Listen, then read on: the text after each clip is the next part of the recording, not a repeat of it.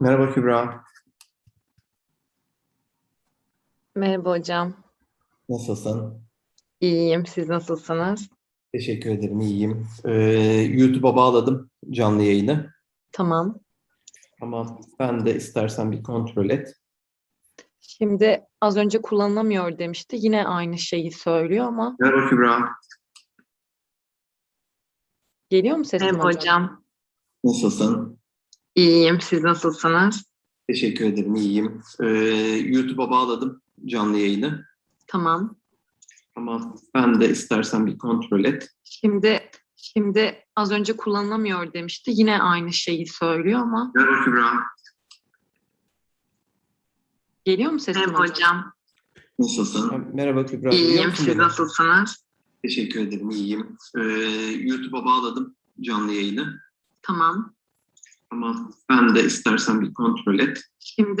Şimdi az önce kullanılamıyor demişti. Yine aynı şeyi söylüyor ama Merhaba Kübra.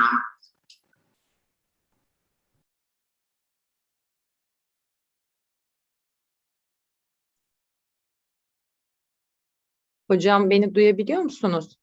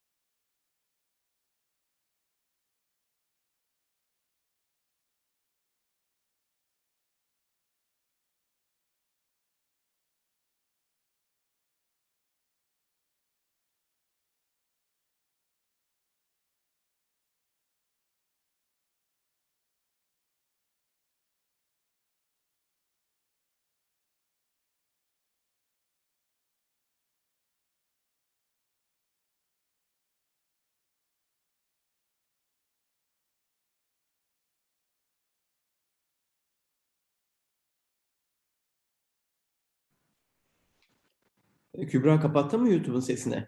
Evet hocam, kapalı benim YouTube'umun sesi şu anda. YouTube'dan sen canlı yayını peki görebiliyor musun? Yenileyim. Şu an video kullanılamıyor. Kısıtlı mod. Bende kısıtlı mod açık galiba. O yüzden mi? Bir saniye. Görebilmen gerekir şu anda çünkü bir sorun yok Şu yani. an sanırım yükleniyor hocam. Kendimi görüyorum ekranda. Evet hocam, kapalı benim YouTube'umun sesi şu anda. YouTube'dan sen canlı yayını peki görebiliyor musun? Yenileyim. Şu an video kullanılamıyor. Görebiliyorum. Yorum yapabiliyorum. Şu an. YouTube'un sesi de kapalı bende.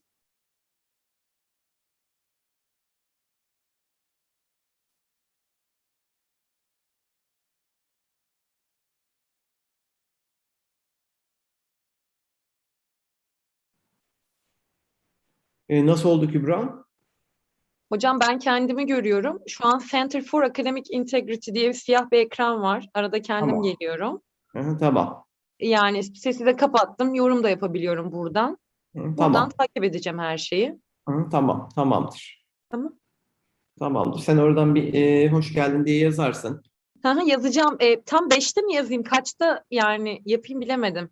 İstersen bir 5 dakika kala yazarsın. Tamam hocam. Tamam. Tamamdır. Tamamdır. Kübra, merhaba hocam. Merhaba Tutku. Ee, Hoş geldim. Hoş Ne geldin. diyeceğimi bilemedim. Ev sahibisin. Hoş geldin mi diyelim? Aynen öyle. Ben hani Kübra çok bir şey yaptığımdan değil de sadece Kübra belki bir şey olur falan diye erken geldim. Oh, Ay, teşekkür Allah ederim. razı olsun. Kendimi bir değerli hissettim. Teşekkür ederim. Kübra chat kısmına yazdığında şey olmuyor. Toplantı başlamadan önce olmuyor. Ama toplantı zaten başlamadı mı? Canlı yayını başlattık Tutku. Başladı mı? Evet başladı. Evet. Ha, tamam. Ben geçen de öyle denedim, olmamıştı. Tamam. Ben bu arada şey yapayım, beklerken bir Face'ten linkin hatırlatmasını yapayım. Belki katılacak olanlar olur. Tamam, görüşürüz. Tamam. Görüşürüz Tamam hocam.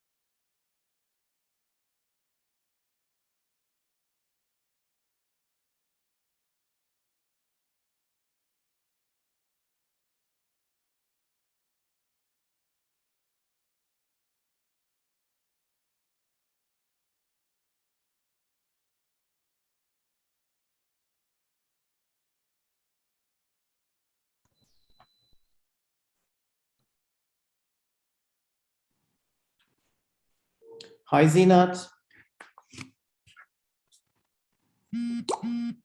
Hi, Salim. How are you doing? Good, excited. How are you? Thank you. Good to see you here. Yeah, absolutely. Hi, Kubra. We still have 10 minutes. Hi. Yeah, I Hi. thought let me just join a little early and see if everything is working. Perfect. Please note, we just started a live stream on YouTube, so it's already live on YouTube.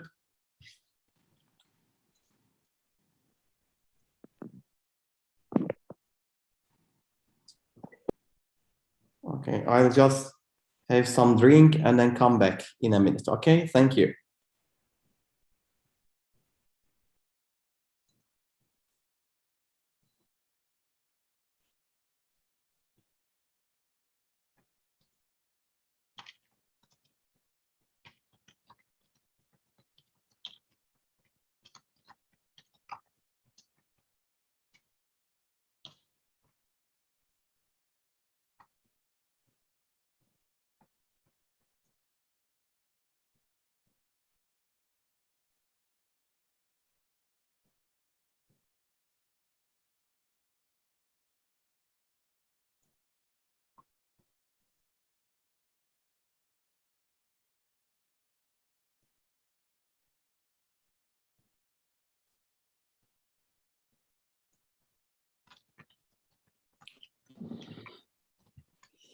Yes, I'm back here.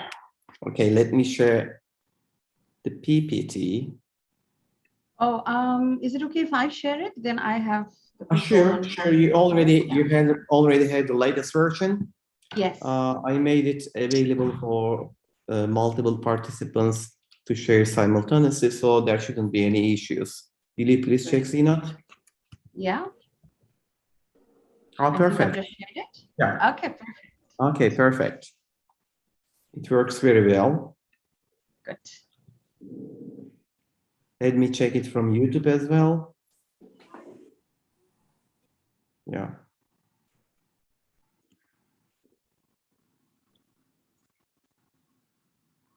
It looks good there. Okay. Salim hocam, I am sending the welcoming message if Okay. you are Yes, okay. yes, please. Yes, please. Zeenath, we have a moderator. Kübra will be moderating YouTube for us, and Nice. she'll be welcoming questions if there are any from the participants that are joining us through YouTube, and then nice. she will inform us about their questions.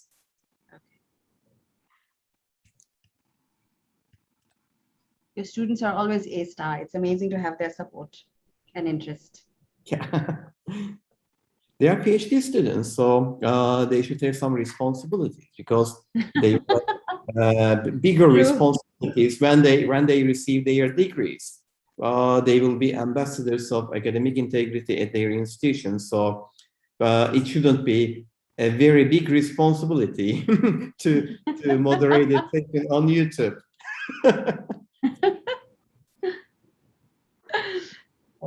Yeah, they'll have much bigger responsibilities, and I'm really happy to have these students support with me. Otherwise, it is meaningless to work on your own. Yeah, true.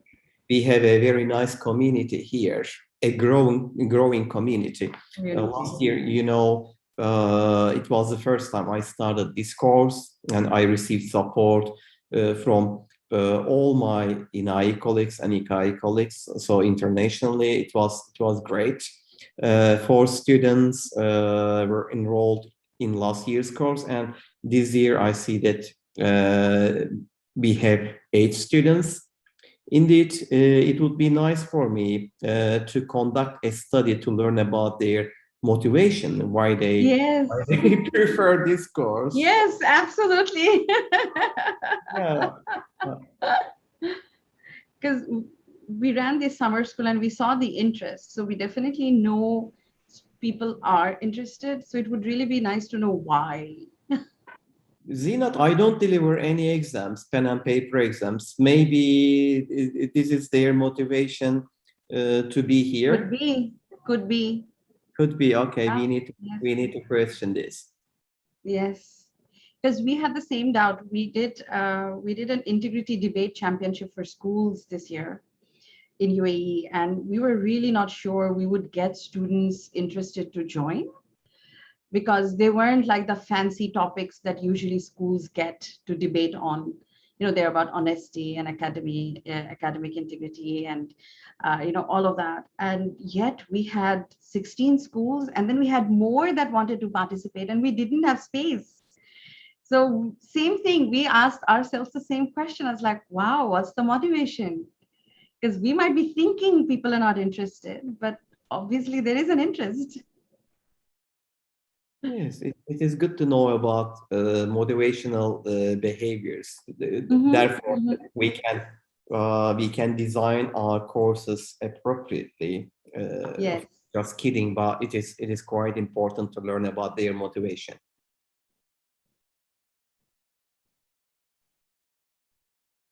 What time is it there in Dubai? It's a 5:56. 5:56. So we still have 1 hour difference. So Yes. don't you change from summertime to winter time? No, we don't No. have any such thing. No. Okay, this is the case for us in Turkey as well for the last I guess for 5 years or 4 years, I'm not sure. That's why we are experiencing issues when converting time in the calendar. Sometimes automatically we may experience problems. Especially this happened to me for a few times when I set deadlines on Turnitin. Mm. Yeah, I had some issues with the deadlines on Turnitin, but for the last Oh, wow. weeks, it seems okay. No, we don't. And that's why I also don't understand how this works. And, in the last 18 months with the pandemic, I've missed meetings because of this calculation or miscalculation. Yeah, especially when I receive invitations and when Yes. I insert them in my calendar, they automatically go to some different slots. And Yes. I realize that indeed the meeting was earlier or later, so there are some matches. Yeah, Anyway, yeah. so that's why I send you a reminder today. That helped. Oh, God.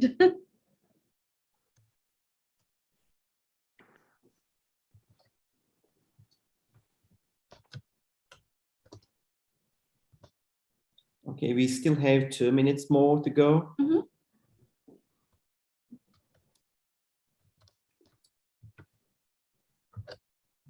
Let me check attendance here. We should have 8 students here, okay? Kübra, Demet, Güneş, Muhammed, Meltem, Sultan, Esin, Nesrin. Who is Nesrin?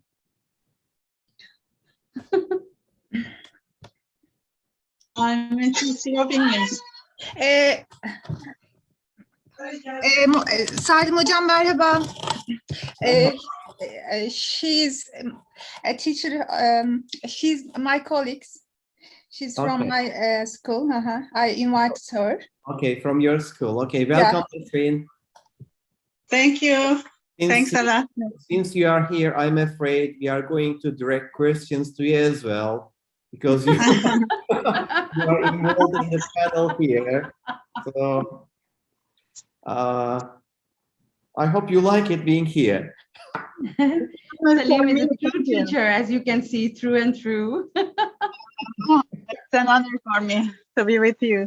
Thank you very much. Okay. Welcome. Thank you. So, Zeenath, Yes. Güneş is my student, a PhD student who works at Contextual school. And I believe Nesrin is also joining from Contextual school. So it is good to see that we are having some progress at Contextual level as well. So Nice. this is a good motivation for me to see that, because we need to go and work with K-12 level. Yes, absolutely. Okay, it is exactly 5 p.m. in Turkey, 6 p.m. in Dubai. So it is time to start to go with contextual factors affecting academic integrity. This is week 4 for our PhD class on academic integrity policies that we have at Çanakkale 18 Mart University. And for the second time this semester, we are very pleased to have an honorary speaker here, honorary lecturer here in our course. This week, we welcome Dr. Zeenath Reza Khan from Dubai. Indeed, she is the founding president and the board member of Center for Academic Integrity in the United Arab Emirates. I believe it is almost a year that you established the Center, Zeenath. So congratulations once again for the anniversary of the center. I believe you managed to do a lot within the last years. Okay, if you don't mind, I'd like to go forwards. You are controlling the presentation. Yes. to see the outline. Okay, I'd like to briefly introduce Zeenath, and I believe I'm going to leave the rest for the introduction to Zeenath herself, because as you see, we have many pictures referring to her achievements within the last year. So I'd like to leave the stage to Zeenath here, so that she can introduce her achievements relating to academic integrity. Welcome once again, Zeenath. Thank you so much, Salim. Thank you to the class for being here and for this opportunity. It's always a pleasure to come back to Dr. Salim's classes and to engage with the students. As we were just saying, that it's amazing to see the kind of interest that we do see in young researchers, early researchers, PhD students, particularly in the area of academic integrity. This is really a passion for me to be working in this field. And I think I'm going to start with a little bit of background on my life to give you some perspective, which will kind of link back into the topic that we are going to be talking about today as well. So as Salim said, I'm Zeenath. I grew up in Dubai, United Arab Emirates, but I'm actually from Bangladesh. So, and I teach in an Australian university. So I think I'm a classic example of what internationalization and globalization looks like, particularly in higher education. But the internationalization and globalization didn't start with higher ed. When I was in school, because I was in school here in the UAE, I went to different schools at different stages of my life. When I was in about 6th standard, we moved from one city to the next. So naturally, my parents changed our school, and the school changed drastically for me, because although it was O-level British curriculum, the management of the schools were very different. One was very British, one was very non-British management. And so when I came from one school to the other, I had an accent and I stood out because it was very different, my background, although it was exact same syllabus, but the way the school ran, the way the teachers handled, all of that kind of was ingrained in me when I moved from one school to the other. But then what happens, kids being kids, when I was in this school, it was very difficult for me to make friends because I had an accent. The other kids didn't have an accent yet, and at that time, this is like the early 90s, so the concept was very difficult and different for people to accept that, you look like this, but you've got an accent. So I had a very hard time making friends. And then slowly I started looking at what is it that I could do to make friends, right? Because at that age, you really want to be popular. You really want to make friends and have friends and, feel like you fit in. So then I started noticing that the section that I happened to be in was very, very notorious. Although it was an all-girls class, we were so notorious that the boys section would get punished And their punishment was to be in our class. And depending on how bad they had been, the punishment would be 1 week in our section or 1 month in our section. And that was their punishment. So quite a notorious class. And again, mix of students from some Arab countries, a lot of Asian countries. We had Sri Lankan, Indian, I was Bangladeshi. There were some Pakistani students as well. And of course, a lot of them had been brought up in the UAE itself. So I started noticing the one thing that students really liked was being able to cheat in exams, right? So I picked up on that early on, and I started learning how to help others. So it wasn't really necessarily me who needed the help, but it was me wanting to help others. And by the end of the 2 years I was in that school, I was so good. I was the go-to girl for exams because I could pass on an answer from one end of the class to the other end of the class without the teacher knowing, right? Remember, this is like early 90s. I was like 10, 11, so don't be too harsh judging me. I was a kid.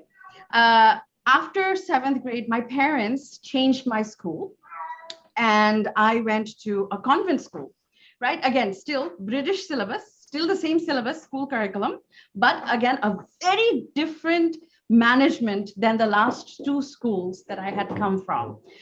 So just to give you a perspective, UAE as a country, it's a very small, young nation. They're celebrating 50 years this year.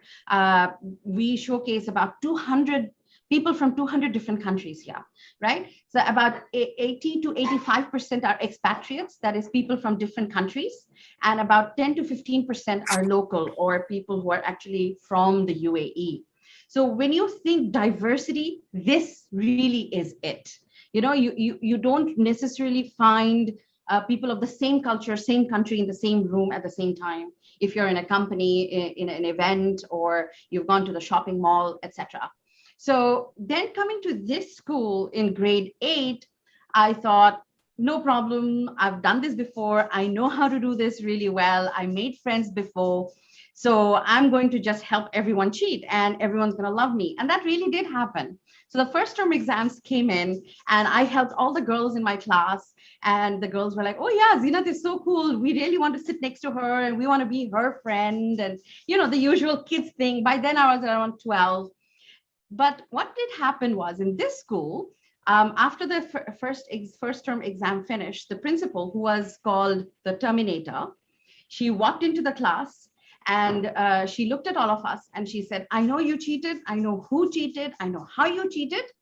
If you come and tell me about it, there will be no mark deduction. Nobody's going to fail, etc.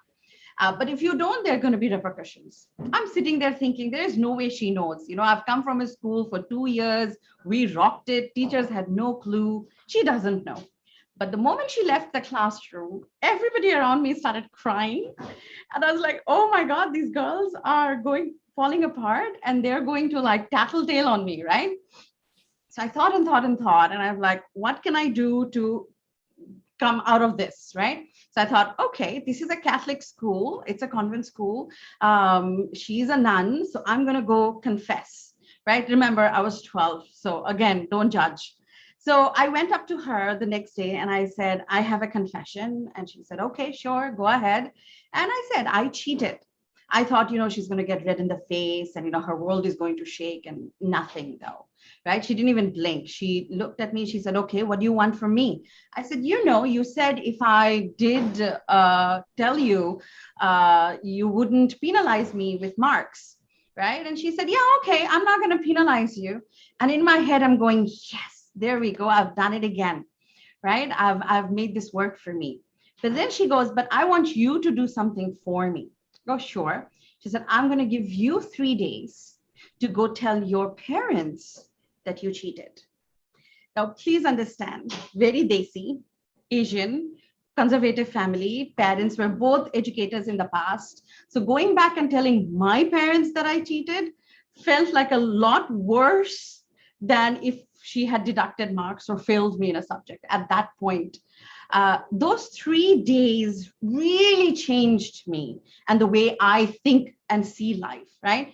I did ultimately, of course, tell my parents. And that's when I found out they already knew this was happening in my old school. But my parents being educators, they didn't know how to help me because they had been educators in university and I was in primary. So when they moved me, and this is why they moved me to a different school, they had already spoken to the principal who said, don't worry, I will handle it. So for me, a 12-year-old who thought I was the coolest thing on the planet, who knew how to take everybody for a ride, suddenly it was like nobody was being deceived. I was the only one who was deceiving myself. Everybody knew what was happening, and I hadn't really fooled anyone except for myself. So a lot of this realization came in because of the way the situation was handled for me. Yes, grading was a huge deal, but again, grading wasn't the motivation for me. The motivation for me as a child was my peers and, you know, getting them to kind of accept me. And when I realized that wasn't good enough, and I was honest, you know, that crazy, you know, the thing in the stomach that happens when when you have to tell somebody the truth, and once you've said it, you feel so relaxed. So I really loved that feeling of being relaxed and not having to think 10 steps ahead and trying to figure out the rest and just be a child at the end of the day, right? So I think this experience really got me thinking about students by the time I was teaching, and then I saw students cheating, and I had to know why. And this is where kind of the whole idea of researching this and finding out the why came into the picture. And that's when I realized academic integrity, if you look at just the student cheating, is just one dimension that we are really looking at as teachers, right? Because it is not unilateral and it's not unidirectional, the problem. It is multifaceted. And to be able to understand it, we don't just want to understand why students do it. We need to understand what's affecting us globally. And that's where I think this topic then really becomes crucial to think about contextual factors that are affecting academic integrity. So before we do go ahead, maybe I want to just stop for a moment and ask you guys, what do you think is, what do you think are some of the dimensions that do affect academic integrity in your space? I'll probably just stop sharing for a moment. Okay, thank you, Zeenath.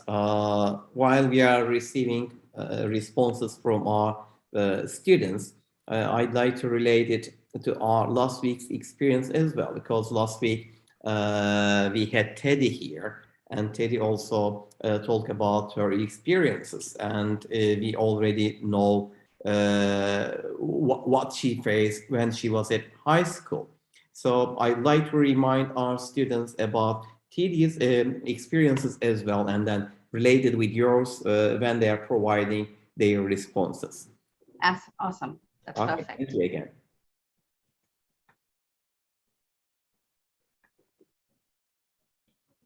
So I'm happy for any of the attendees to just unmute and maybe share your experience quickly. My experience, not as a student, but as a teacher, I actually, before taking this course, I have never thought that the other stakeholders are that important in academic integrity. I was just thinking that there are students and they have to deal with studying problems. The cheating is their problem and they need to solve it. But now, this is our fifth week, but I know that the importance of the instructors, the feedback they give to students, the other authorities, all the entities must be involved to promote academic integrity at all.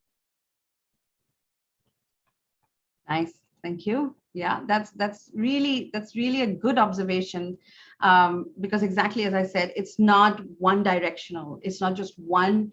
We cannot just turn to a student and look at a student and say, this is a student problem. As you go ahead with the courses, I think you'll see there are more dimensions to this problem, and it just gets more and more complex, which is why we want more researchers to come on board.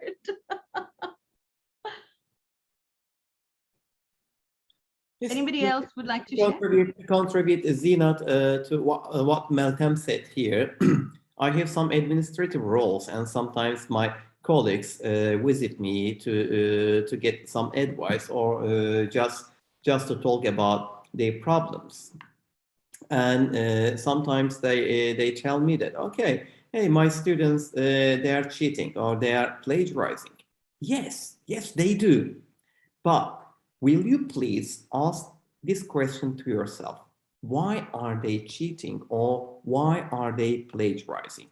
As a lecturer, am I doing my best to teach them how to act with integrity and how to perform, how to achieve the course outcomes with integrity? So this should be the question that as instructors, as lecturers, we need to ask ourselves, rather than trying to catch students, rather than acting like policies. Yes, exactly. One of my favorite quotes from Dr. Teddy Fishman, as a matter of fact, is, "We are not police and they're not robbers. We are not doing this chase," right? Because if anything, if you look at history, police are always one step behind. We do not want to be one step behind anything. It's really that. And believe it or not, Salim, exactly what you just said. We have a triage clinic for academic integrity. So we actually initiated this thinking we are going to be having students come to us and talk to us if they've had an allegation against them. So it's like a clinic where they come to heal, talk to us so we can help them understand the problem and so on and so forth. But believe it or not, we actually even get lecturers, right? And sometimes the lecturers are really upset. They're like, I've done so much and I cannot believe, this student or these many students actually went and copied and pasted, or they played, copied from each other, or, they tried to cheat in my exam. This personalization that happens, I think that's the first thing that we need to ask. Why has the student done this, right? If you think you have done everything right and still students are doing, you need to stop and think why, because there's something going wrong with that course, with that assignment, that particular student felt the need to look elsewhere, right? It's not always the case, of course, but it is the case for a lot of the times. I think somebody had started talking before we did. Was there anybody else wanting to share something before we continued?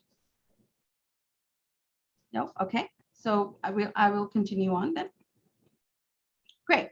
So that brings me then to the invariable question, why do we grade a student's work, right? So what I have done is I've got this Mentimeter link. I've put it in the chat as well.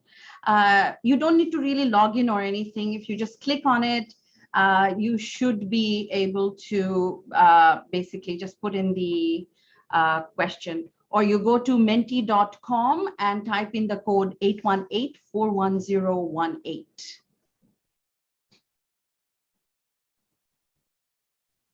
So it means that our participants joining via YouTube, they also have the code here. Also can, yes. And their response as well if they wish so.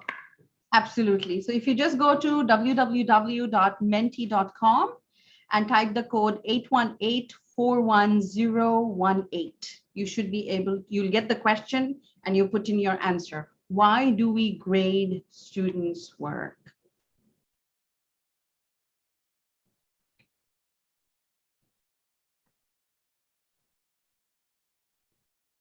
So Meltem has put it in the chat itself and said motivation, achievement, and placement.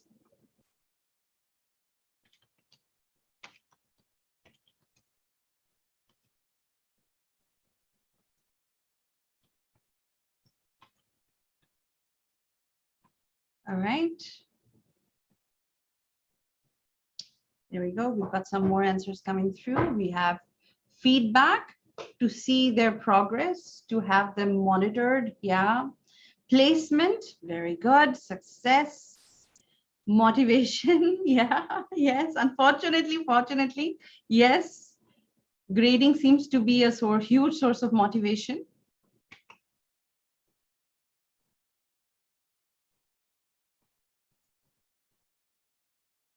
Okay. All right, so maybe just a quick discussion here on why do you grade your students if you are from a teaching profession?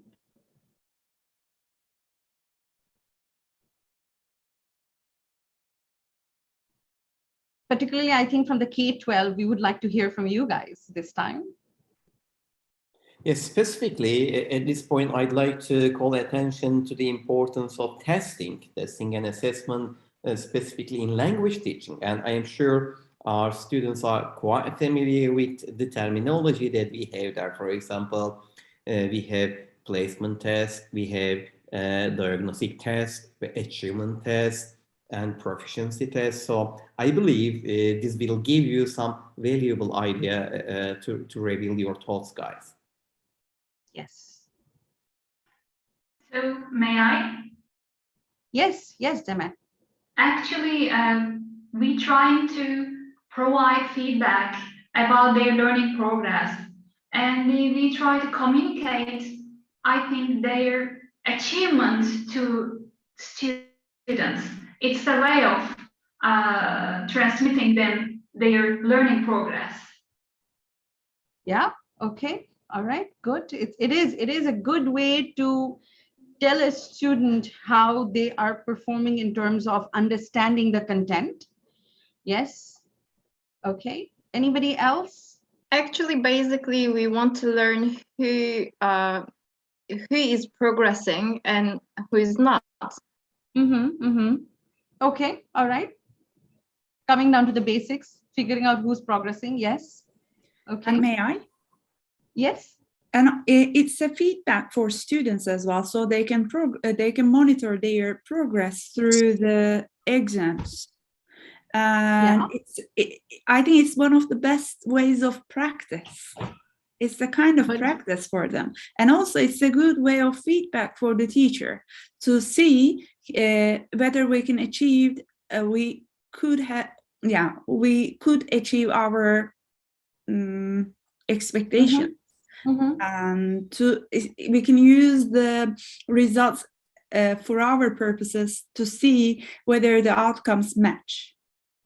So from what I'm hearing, it sounds more like we are doing the grading for us rather than for the students, right? We want to know how they're progressing. We want to know whether they're really understanding. It really is actually for us, isn't it? More than for the students.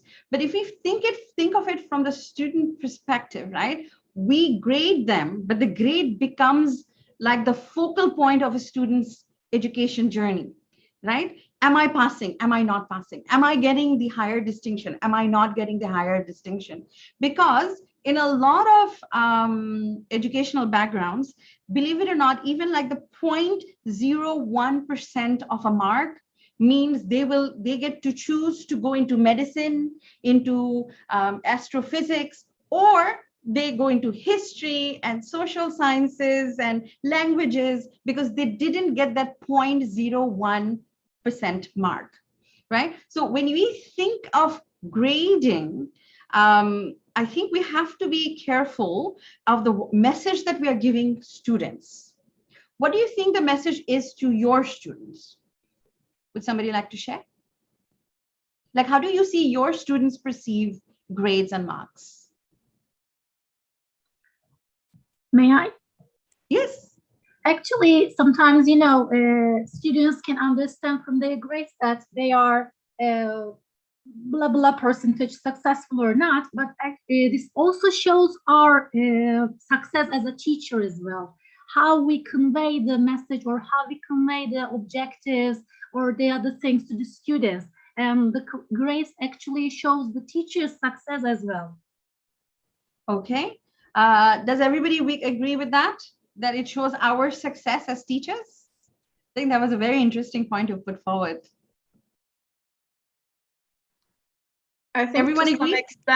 To some extent, yes. But in students' perspectives, as you mentioned, grading is something that they need to achieve to get the next level, to graduate. I think actually, in my context, I don't see it as to observe their progressing, but a milestone to have get the next level or diploma or to graduate, I think. Yeah, right. And that could mean, depending on the benchmark the institution has put forward, that could mean a person graduating or not graduating. right? So it's then you understand why then marks become so important for students in their learning journey. But there is a drawback to this. What is the drawback? If we become so fixated on grades, what is the drawback? Is there a drawback? Maybe that's what I should ask. So I think yes, because the courses becomes test centered. I mean, the focus of the students would be like their grades, but maybe not the course itself. Yeah, fantastic. Yes, you're absolutely right. And this is unfortunately over and over we have seen happen, right? When students become so fixated on the grades and their parents, there's a let's face it, there's a societal pressure there, right? It's not just the student who's thinking of the marks, it's probably the parents who are pressuring them. There might be peer pressure happening. There could be pressure from employers because, oh, only certain standard students will be hired. But then what is that standard? If it's a grade, that's not necessarily a standard, but rather just a mark, right? Now, how did I get that mark? Then that becomes the question. And if I am not going to get the mark that I need to get my dream job, what are my alternatives? What am I going to do to get that grade?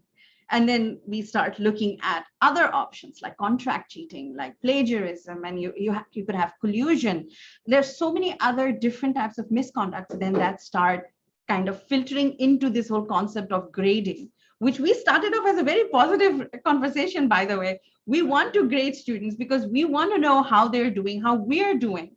Are we able to really explain the content? How else do we know if the student has understood what I have explained in class if I don't grade their assessments, right? But at the same time, it's not just about us and how we perceive the grade, but it's also about the students and everybody else around, all the other stakeholders, and how they are translating the grade, right? If the grade is all it is, like it's 86, you need an 86 to get your dream job. Any student anywhere in the world will do anything to make sure they got an 86. They're no longer thinking about the content that is really being taught. They're only fixated on that 86, right? So just going back again to the slides, just everything that you have discussed, I'm just putting it into points. Basically, of course, we want to be able to differentiate students from one another. This is why grading has come in, to evaluate their work as a source of motivation, means of organizing lessons, etc. But also, as Salim said, a lot of the assessments are out there as kind of like gatekeepers, right? They're exactly what I said about the 86 mark, which kind of decides who goes through and who doesn't, who is in the elite crowd and who isn't, right? And it is used by governments and industries, again, for funding programs, student loans, communicating about their potential and performance. Everything sounds positive till they're not, right? And if you think back to the US scandal that happened with admissions in 2019, just before the pandemic hit, I'm not sure how many of you are aware of it. It's called the Varsity Blues scandal, where we had all these really high-end Hollywood stars and big business people who had paid to have their children join these Ivy League universities. And what were they paying? They were either paying other people to sit for their student instead of their students sitting for admission tests, or they were getting them to get sports scholarships for sports these children never played in their lives, right? So let's talk a little bit about the way governments and the industry uses grades as gatekeepers. What do you think is the implication for that, for students and your classrooms?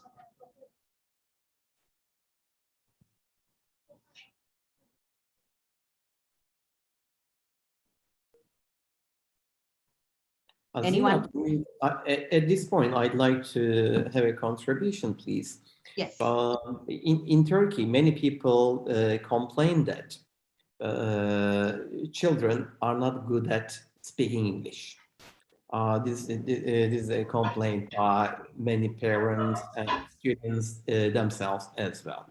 So when we check the root of the problem, I mean, as an academic working in this field, what I see at schools, what's going at the schools, when I check this, I see that indeed teachers do not try to teach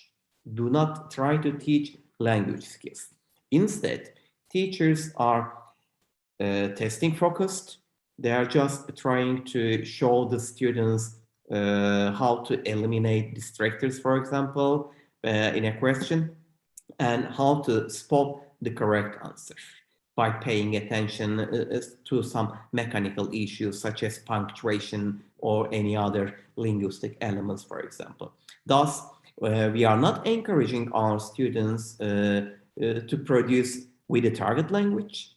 However, we are encouraging our students to be successful in the examinations. These two things are completely different from each other. So when we focus on testing, it means that we disregard either teaching or learning. Instead, we are exam focused, which means that we need to change some policies there. So indeed, I would consider this as the main drawback considering our curriculum here. Of course, teachers are exam focused. Why? As you already acknowledged, because of the pressure that they have.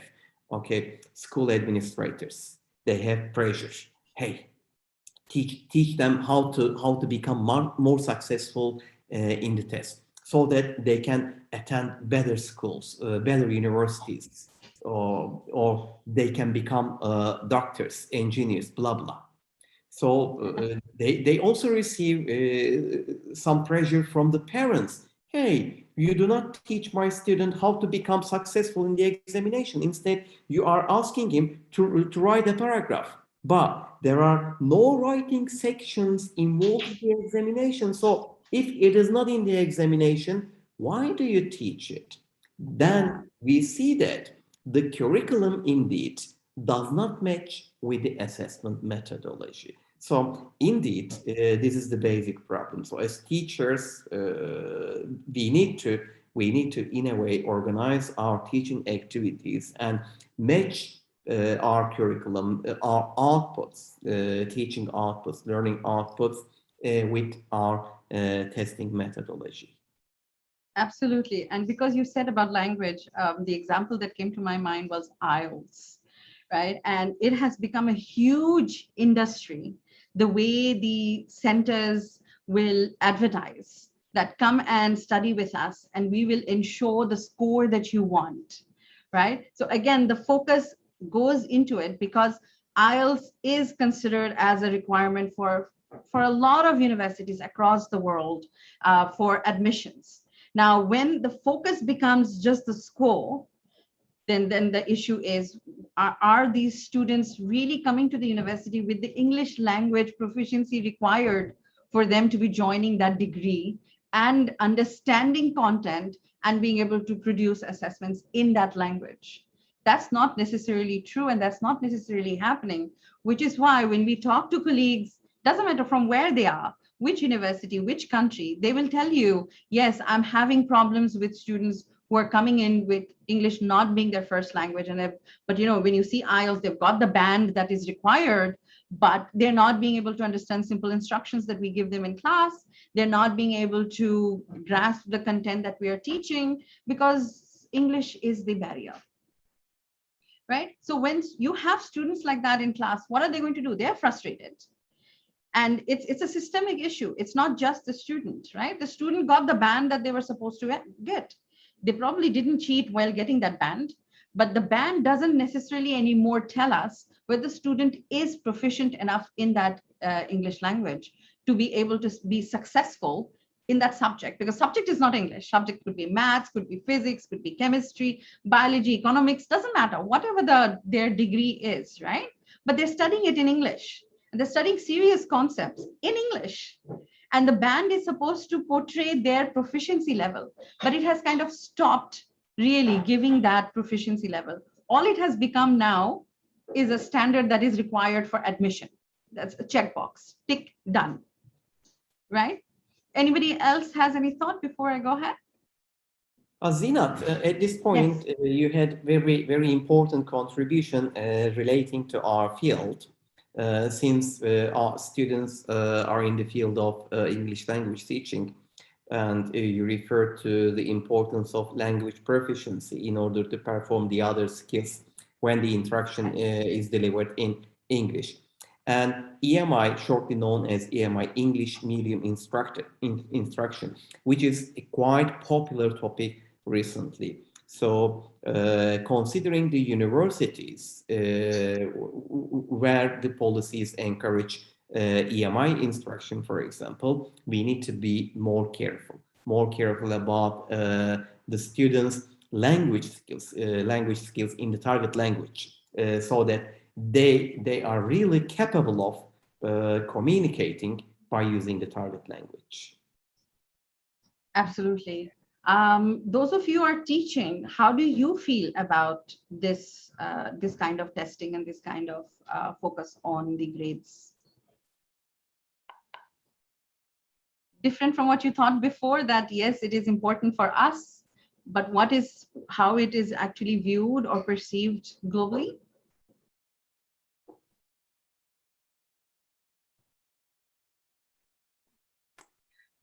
Actually, we don't have much authority to reject or something. It's just a course requirement for us, and we do our best to implement it in the classroom, even though we explain our students that it's not the ultimate thing they need to achieve as a course requirement. Even though we do that, and they get so frustrated about it because there are so many parameters more important for them.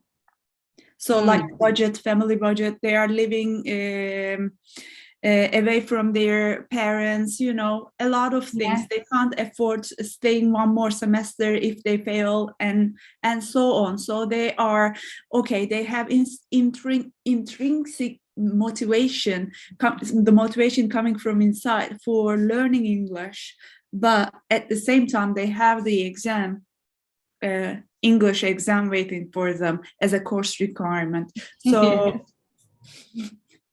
yes, you're right, absolutely. And sometimes it's more of a hindrance, and this is how they see it, right? Rather than a requirement that I always tell my students, the day I have students come to me worried about their marks, not because, oh my God, I'm failing, but oh my God, this means I didn't understand the content when I thought I did.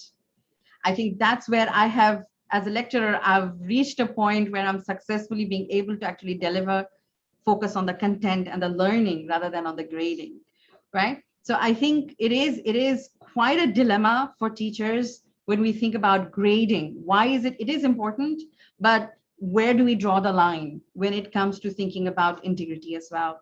Now, because we are still talking about grading, let me bring in another dimension to this then, which is grade inflation. Right? For instance, a lot of schools in a lot of countries where you've got these public schools that get funding, right? They have to be able to produce grades of a certain level of students to be able to get more funding from the government. And if the students are not getting that grades, there is pressure on teachers to then inflate the grades, right? Either to give them marks, to make the exams more, easier than what it was in the past, so that more students are able to get the grades that they need. So when you think grading, it's not just the grade or what it implies, but it's also about this next conversation. Have you come across anything like this in your area of teaching, where you are expected to, you're questioned if there are too many fails or too many low grades, or on the other spectrum, too many high grades? I think in private school context, the students think that I'm paying for the school and I'm also paying for extra grade. So this is a big problem, I think, in means of private schools. When it comes to grade inflation, I think it is more, it is a bigger problem for private schools, I think. In public context, if there are special circumstances, yes, for example, because of the pandemic, we have emergency remote teaching, so we couldn't control academic misconduct, and we didn't have appropriate policies. So we grade students because their assignments were really okay. That was why we had a great inflation. But when it comes to public and private school context, I think there are other problems. Okay. All right. I just want to give my own experience from a private school. After graduation from university, I worked for a year in a private high school here in my city. And there we have done an examination, and one student was unsuccessful from the English test. And we have given the grades to the administrator, but then we had a phone call from the administrator. You will change the mark, because the family called us and said, no, our child cannot be unsuccessful, because so we won't pay, or we will take our child from the school. Then we had to change the mark, because we are just teachers and we had to do what our administrator told us to do. So we had changed the mark and he was successful. And I think this was a really big problem then. Yeah, and I can share, my mom was a teacher for 35 years in a school here. And I remember her sitting and just staring at her mark sheet because of the exact same thing, because she'd have students failing. And then she'd get this call from administration saying, no, we cannot have these students failing, because she was teaching language, not English, second language. And in fact, some of the students were really good in other subjects, but they were failing in the second language. And the administration would be like, no, we cannot bring these grades down, because then it brings down the student's overall grade. And then this student cannot compete in the board and get the, the recognition and the scholarship and the standing. The school will miss out on that. So it's not just about, it wasn't just about the student, it was about the whole school and their reputation and their standing with the board exams that they were going to do, and etc. You're absolutely right. But here's the thing though, when we do this, right, when the management is doing this and teachers are doing this, what is the message we're sending to students? So the message is, I think, money talks. I think this is the message. Okay. All right. Anybody else? Yes, I think that students are the customers actually in private sector. Yeah, I love that description. And I think it kind of feeds directly into the next topic that we're going to be talking about, which is commercialization of higher education, right? And it is happening. It is happening everywhere. And let me just quickly share my screen at this point.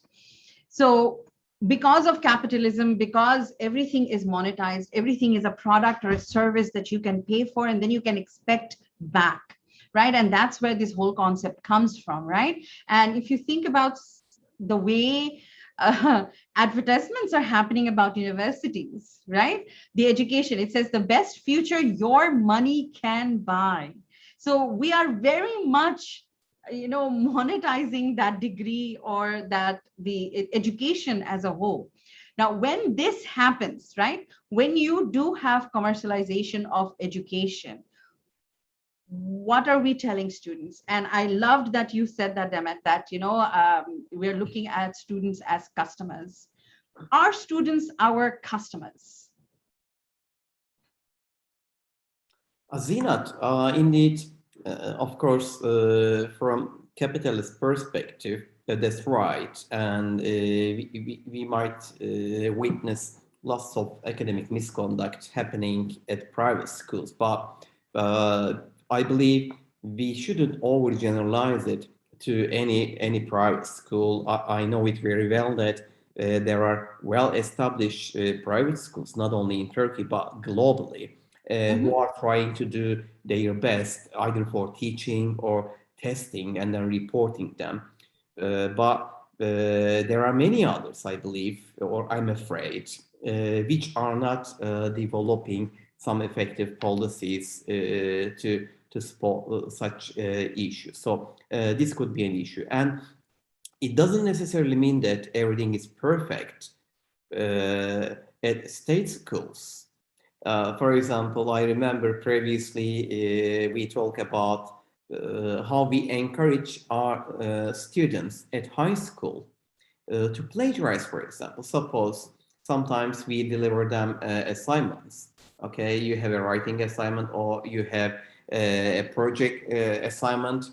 Now you have some time, go and complete your assignment and then come back. Okay, the student goes, checks the internet for relevant sources, simply copies them, pastes them into his or her own paper, and then make it colorful, print out colorful documents, and then combine them together and then submit it to the teacher. And then what happens? At this point, does the teacher check it carefully by giving feedback to the student in order to make the assignment contributing to the development of the student? Or does the student welcome the paper? Oh, it is so colorful, well done. It seems to be a perfect assignment. Here is your grade, high grade. So if we are doing this, it means that either we are working at a private school or at a state school. It means that we are encouraging our students to plagiarize for the next assignment. Yes. Therefore, I believe we need to take this into consideration as well, in addition to, of course, the impact of capitalization on testing and reporting as well. In fact, I can say, for instance, from my country, Bangladesh, because we've got majority are government schools and schooling systems, and they've got these midpoints like 5th grade, then 8th grade, then 10th grade, where they've got these exams for students to sit for. And depending on the students' results, the state will fund the student, the school, and give them more resources or not, or pull back on funding and say, no, you need to work hard with your students because they're not getting the grades that's required, and so on and so forth. So again, although they're public schools, the system is such that it's putting that pressure on the schools to produce certain level of grading. And then when teachers face that, when they're facing that, what are they supposed to do? Because it's between a rock and a hard place. Do I be true to my assessment practice? Do I mark the student authentically, or do I mark them as per, because I could end up losing salary if I don't have enough students getting a certain amount of grades that is expected from the state board. So definitely, I don't think it's a public or a private thing. I think it is about how the education system is working at that moment in that state, right? And this is where, again, commercialization becomes then a big thing, because now even with public schools, this whole concept of industry funding public schools and public universities, and grants comes in only when you are able to show like really glamorous research and glamorous findings and glamorous students. But if you don't have that, how are you supposed to show it? So then the question again comes in, how are we going to be grading these students, and how are we going to be representing our students in this forefront? And again, just going back to what this one said, Demet said about students as customers, I think this is a problem that we do see, particularly at higher education level, when students are themselves kind of responsible. They're walking around on campus thinking, they're paying for the degree, so they should be getting what they're demanding, right? This expectation that kind of starts coming in. And you've got these, the loans that students pay for their education, right? So they've got that thing on their heads. So they know somewhere they're still going to pay for that degree. So the problem with capitalistic economy is the moment you're paying for something, there is an expectation of something back, right? And a lot of marketing subjects will teach you customer is king, customer is always right. You have to do whatever it takes to make the customer happy. So when students are learning these concepts, they're thinking, wait a minute, I'm a customer, I'm paying for my degree. I demand to be regraded because I know I did well, right? I will give you a story. This happened to me some time back. I had a role play as an assessment, and I had a student come and say, but why are you doing a role play? I could just write a report and you'd still be testing me exactly on the same thing, right? The way the student asked the question wasn't curiosity. It was more demanding. I don't want to do the role play. I'd much rather just write an essay. Right now, it's like, I go to a hotel and I choose. I don't want the corner room. I want the room with the ocean view. Right? I'm a customer. I get to have that choice. Right? So where do we take this choice? To what extent do we allow this choice to come in when we are setting assessments, we are setting expectations of students in our classrooms? I would like to throw that question at the students here.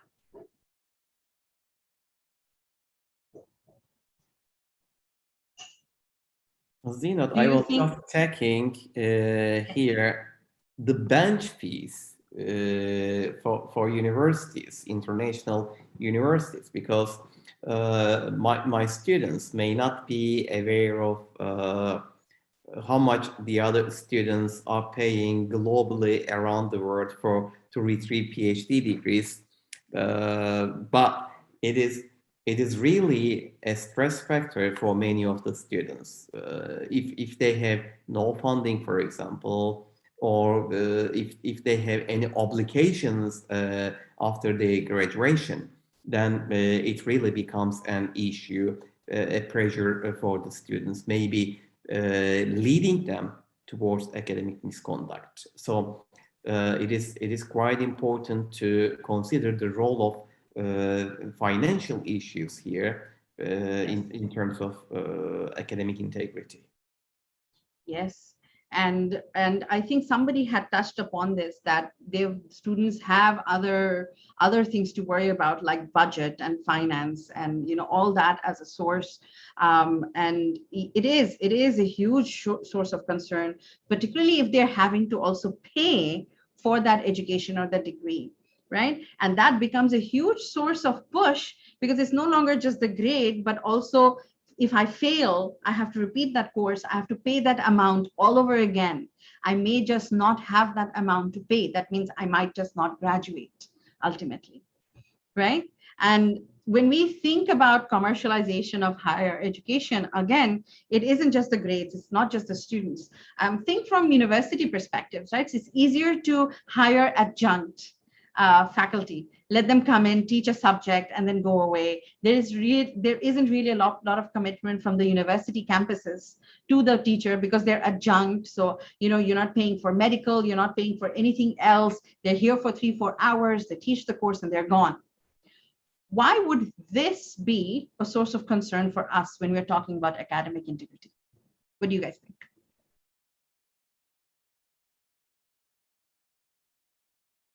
If we focus more on adjunct as universities, institutions, because at the end of the day, institutions would want to bring down the cost and maximize on profit, right? So one way to bring down cost is not to have too many full-time staff, but to just have adjunct staff coming in for 2-3 hours a week to teach a course, rather than hire them full-time and pay for a lot of extra stuff for the faculty. So would this have a consideration when you think of academic integrity? What would be that consideration? So I don't think that they would feel that attachment that should be. Okay, so they are just, so it's about the attachment. And so as a teacher, as a part of that institution, you have to feel that attachment and the responsibility. If you are given a responsibility of 3 hours of teaching in a week, then it means that you are going to go there and teach for 3 hours, do the job, come home, and that's all. So, going back to the thing that you mentioned, if any institution see education as a business, then the teachers will become the sellers of the material, and the students will be the buyers. Yes. So then this brings up the issues, actually, all these integrity issues and the things. So we said the academic integrity is based on the 6 key elements. But if it's not in the institution, or if it's not in teachers' own perspective, like the adjunct teachers, so how can we manage it? We can't talk about it, something like that. Then the whole issue is for money. Yep. Yes, absolutely. And then you have to, exactly that. And remember, when you only thinking about money, then you're going to pinch on resources that your staff might need, resources that your students might need. I may feel like I need to hire a peer tutor to help me with my subject so that they can provide the extra support my students need. When if my university turns and says, no, we don't have the funding for something like that, I don't have that resource to provide to my student, I cannot thin myself more than I already have, that means I can't support my student. Then where does the student get that support? They go to Dr. Google and they type essay help, and the wonderful world of contract cheating comes to existence. You see, so everything, unfortunately, is interrelated, right? So when you think about even something like adjunct faculty and what you said, there is no connection. Students need that connection. I'm sure a lot of you would agree. Students sometimes send you emails middle of the night, right? We may not reply, but at least they feel good sending that email. They will wait. Whenever you have seen the email, you will reply. But the fact that they've been able to send you that email and they know you will read and respond back, right? This is something I've said in this 18 months of the pandemic. We were also emergency workers. It really felt like we were frontline workers as well, because especially in the UAE, one of the first industries that went online was the education industry. The schools and the universities were the first ones that were told, no holidays. You're remote, but you need to continue teaching, right? The companies, private sectors, and everybody else kind of caught up. But the education sector was the first one that was told, go online. And go online means what? Suddenly, students had no boundaries. They were emailing us at 8 in the night. They wanted to meet us at 10 in the night. Students work, they seem to stay awake in the nights. So, 2 o'clock, 3 o'clock is not a big deal for them. But when you have an adjunct faculty who is joining and just going to teach for 3 hours, they're not going to have that connection with that student. And the student will engage with the content when they've engaged with the teacher. If they cannot have that relationship with the teacher, they're not engaged with the content. The content is just like something they've watched on BBC News. BBC News is something students will not focus on, right? If they go and watch Netflix, that's something they will engage with. And we need to become the Netflix for them, not BBC News. So when we are full-time staff, we're Netflix. They're binge watching us because they're able to get to us at any time, right? But if I'm BBC News, I'm only going to be there because somebody has put me on and the student is forced to listen. And that's about it. So this becomes a huge side effect of commercialization of higher education, because students are not able to access the teacher and build that relationship with the teachers. That again leads to a whole lot of misconduct, and research has shown if students are not engaging with the teacher, if they're not engaging with the content, they will find alternate ways of getting the marks, because then the subject is not important, only the grade is. So at this point, let me see if I can quickly just share the screen again. Right, so there is this diagram from Kezar and Bertson Sierra, which basically shows us the complexity of commercialization of higher education. And if you look at it, what they did was they did it in layers like an onion. So you've got the student in the center, then you've got all these subcultures where the institution or the university has different kinds of subcultures, from the faculty to the research to admissions, athletics, and so on and so forth. And then going higher up into the macro environment, where you're looking at the whole internationalization of education. And if you think about everything we've just discussed, you will see the ripple effect, right? If you imagine this is a pool of, it's a pool and it's a ripple that's going from the students upwards, but it's not just going from in to out. It could also be coming from out to in, right? The more commercialization we have of higher education, think in terms of research, right? If my research is being funded. So this was a huge conversation, I think, Salim, we had with NI, where we were talking about what would be a good source of funding for research, right? For the network, for researchers that we can support. And of course, you know, the corporate sector is a huge source of funding. But then here's the trick, right? If we have a corporate company funding a research, they would obviously want it to be positive and going in line with what their you know, companies, whatever statement is. I don't, maybe Salim, I can request you to talk a little bit about the study that was done by NI on comparing the text matching softwares. If you can just tell us a little about that, we can continue this conversation in that line. What would happen if that research was funded by the corporate industry?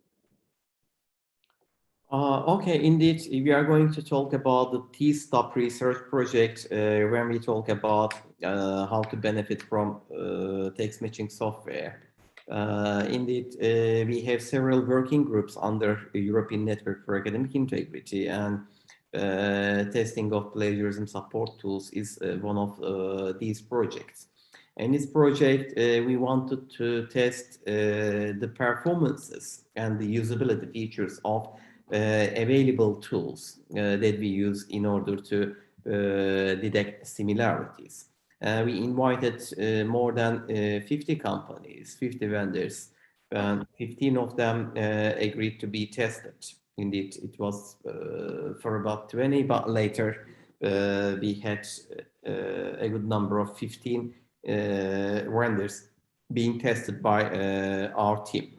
We run the test on 8 languages. It was the most comprehensive test, and we listed the companies in accordance with the usability features, and also considering the coverage that they managed to find the similarity.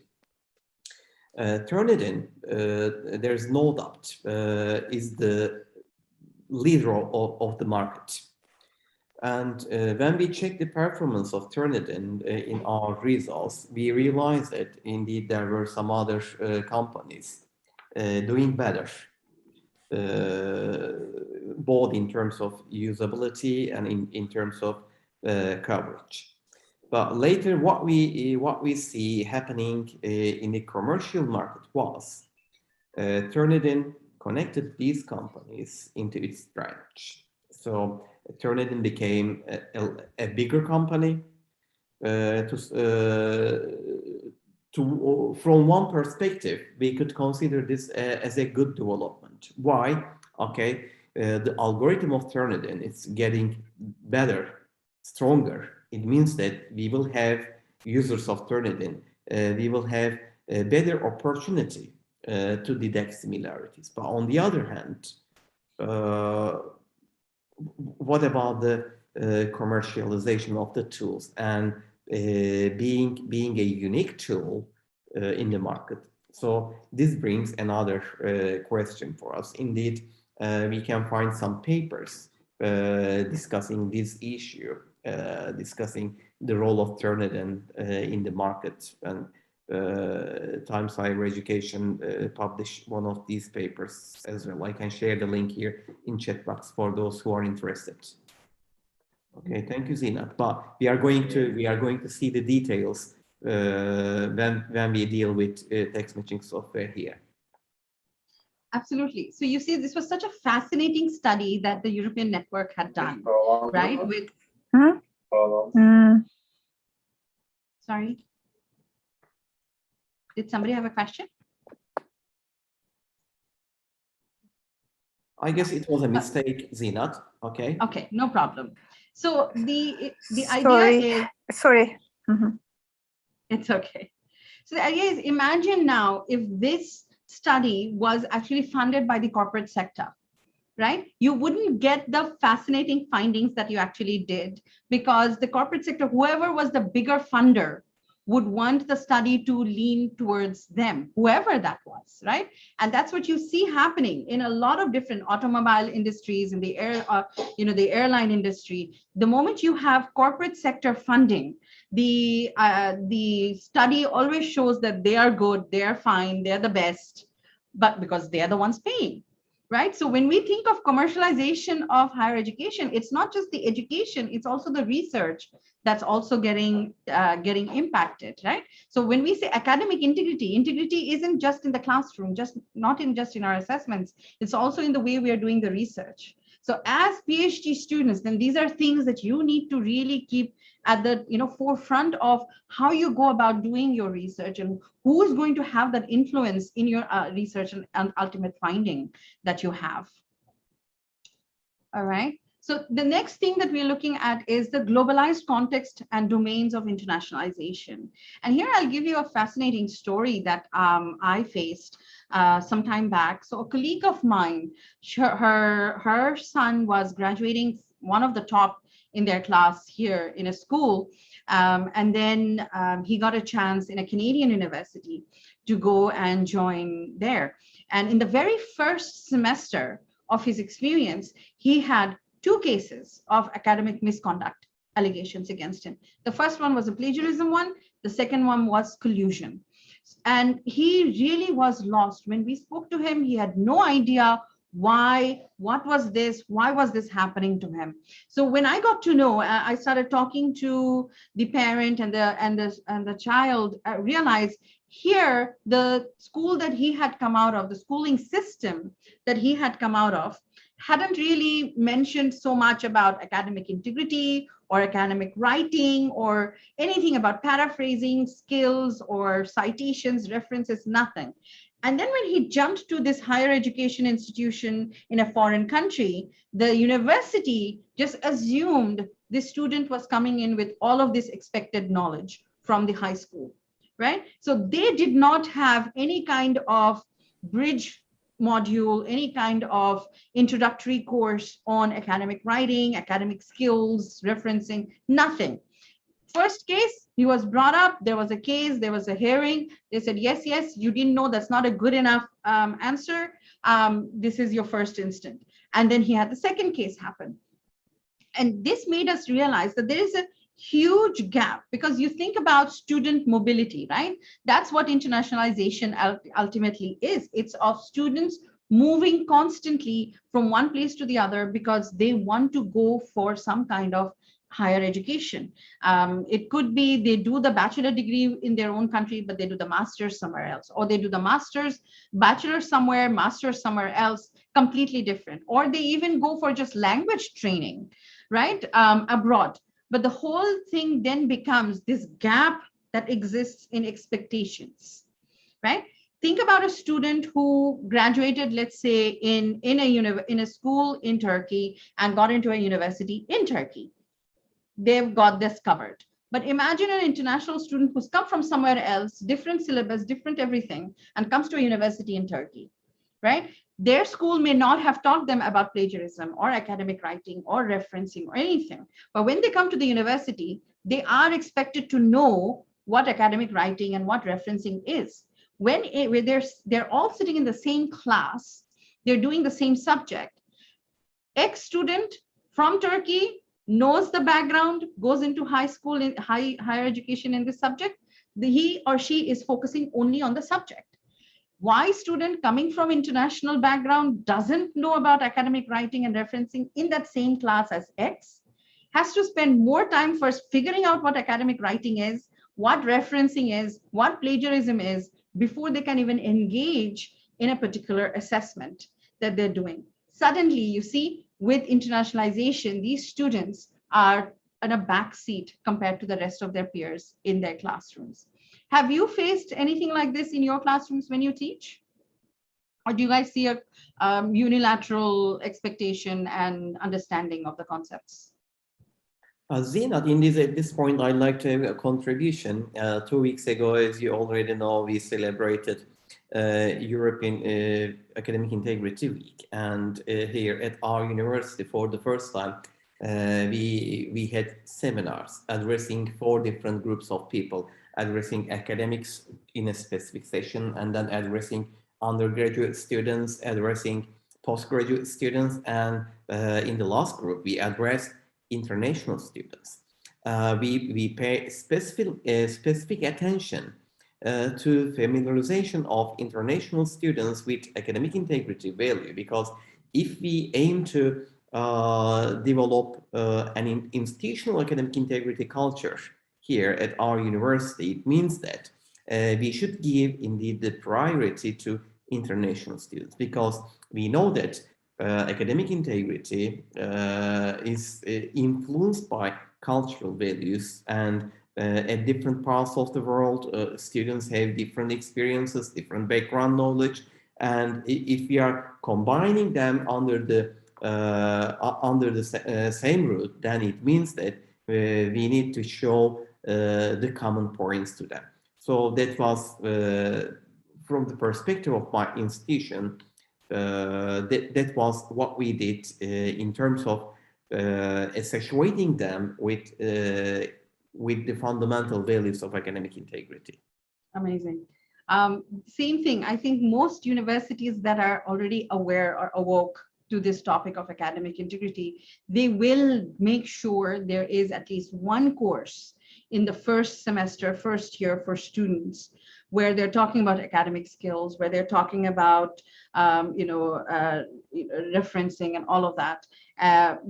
But not all universities have that, right, internationally. And they are the ones who are receiving international students in large sums. And it's not just students. When we think of mobility, also think faculties, right? Like I said, I'm a Bangladeshi who grew up in the UAE and now working in an Australian university. We've got many cases like that, where we've got many people coming from different countries. They're getting the job because they've got the degree, they know the content really well. So they're getting the job to teach at different universities. But then the question then again becomes the same thing. Do they have the same understanding of academic integrity and expectations as the university expects? Do you know universities, if the universities do orientation for faculty members, not just about where to go, this is the library and this is the, this is the canteen and this is where you go for your resources, not that kind of orientation, but actually about the organizational culture. What do I as a university expect my teachers to believe in? What do I as a university expect my teachers to do when they're in class, when they find a case where a student has cheated or plagiarized? How do I want them to approach the student? What if the lecturer just pulls up the student in front of the whole class? Can you imagine a scenario like that, where the student is being pulled up in front of the whole class and being shamed? It happens. It still happens to date, right? And often enough, it happens when you see a very mixed classroom, where you've got a teacher who's not, who's come in maybe either from a very different teaching style, or they've been in that university for so long that nobody's really gone and touched them and their teaching method, or et cetera, et cetera. So all of that then becomes like a huge source of conflict when we think of academic integrity, right? Because integrity isn't just about the students. It's also about us, the faculty members, right? How are we detecting? Do we have the courage to detect the problems and pull up the student and talk to them about it? Do I know how to talk to the students? If I have a feeling that there is an allegation here that I have to make. Do I know the process that the university has? Yes, the university might have a 25-page policy, but do I as faculty know about the policy, what the process really is? Now imagine adjunct faculty who come in to teach. How many adjuncts are going to read 25-page policies for a 3-hour class they will do every week? They won't, because it's a waste of time for them. They're in it just for the 3 hours, just to teach the topic and go away. But they're not just teaching topics. They're setting assessments, they're marking the students, and they're handling students at the end of the day. But nobody is giving them the orientation on how to go about doing it the way the university wants it done. So when we talk about mobility, the problem isn't just about student mobility, it's also faculty mobility that becomes a consideration as well. And at this point, I think we are almost, I think, out of time, right, Salim? Indeed, Zeenath, we don't have any restrictions regarding the Okay. time. So Very good. we can continue as you wish. Okay, all right. Then, so the next thing that we then talk about is the role of international organizations in order to help uphold academic integrity in our institutions, in our classrooms, globally, right? They are vital, and usually they're very multidimensional, as we'll see with the example that we talk about in a moment. They're very good at looking at problems as an outsider, looking at it from a holistic view rather than just from a very minute with a tunnel vision, because of the diverse nature of these organizations, right? There are a lot of these relevant organizations all over the world. You've got European Network for Academic Integrity. Then in the Northern Hemisphere, you've got International Center for Academic Integrity. In Europe, you've got ETINAD, then you've got ETICO, which is from UNESCO. So there's quite a lot of different organizations that currently exist globally in order to support academics, students, management, and staff.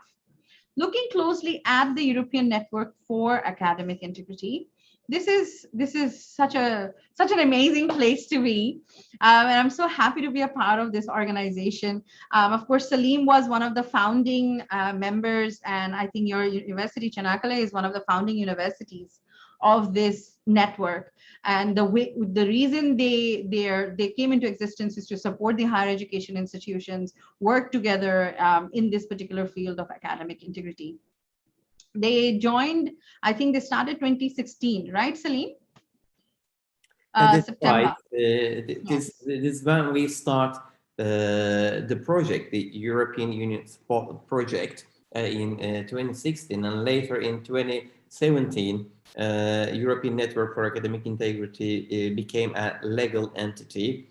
And then we started to receive new members. At the beginning, we were 12 members from 11 different countries, European countries, and later we welcomed some other institutional members. And recently, we have 35 members across Europe.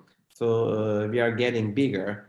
We have representations from several countries in Europe. So it is good to see different member institutions because Yes.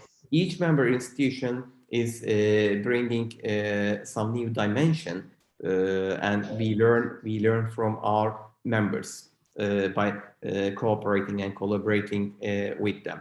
At this point, Zeenath, we'd like to appreciate your contribution to the network because you are significantly contributing to the promotion of the network, and I'd like to thank you for this. Thank you. I think it's a wonderful platform because of the sheer diversity of the network. Yes, it says European Network, but they've got institutions and members from Australia, New Zealand, from Middle East, like myself. We've even got some from Pakistan, India, African countries, of course, North America, South America. So it's so diverse. I think this is what has really opened up the conversation about academic integrity and really kind of captures the depth of the kind of the factors that impact academic integrity from all different dimensions. It's not, like I said at the beginning, it's not just students and it's not a student problem. Again, same thing, it's not just about faculty members and faculty problems.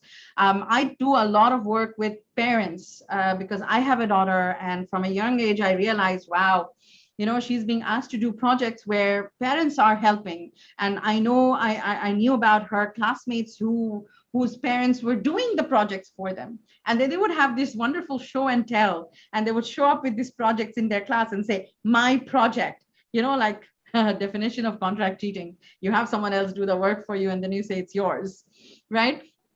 So again, so parents become like a huge stakeholder in this conversation. And because of the diversity of the kind of people who have joined the network, we have all these amazing working groups that exist in the network who are looking at different dimensions, from looking at K-12. And I think, Salim, your student, Osgur, is leading that working group there, to looking at policies, to looking at ethics, and ethical research, to survey models, and how do we bring out, how do we work on survey models, to glossaries, like just definitions of words. Like if you just suddenly ask someone, what is the definition of academic integrity? It gives you a pause, because you don't really have one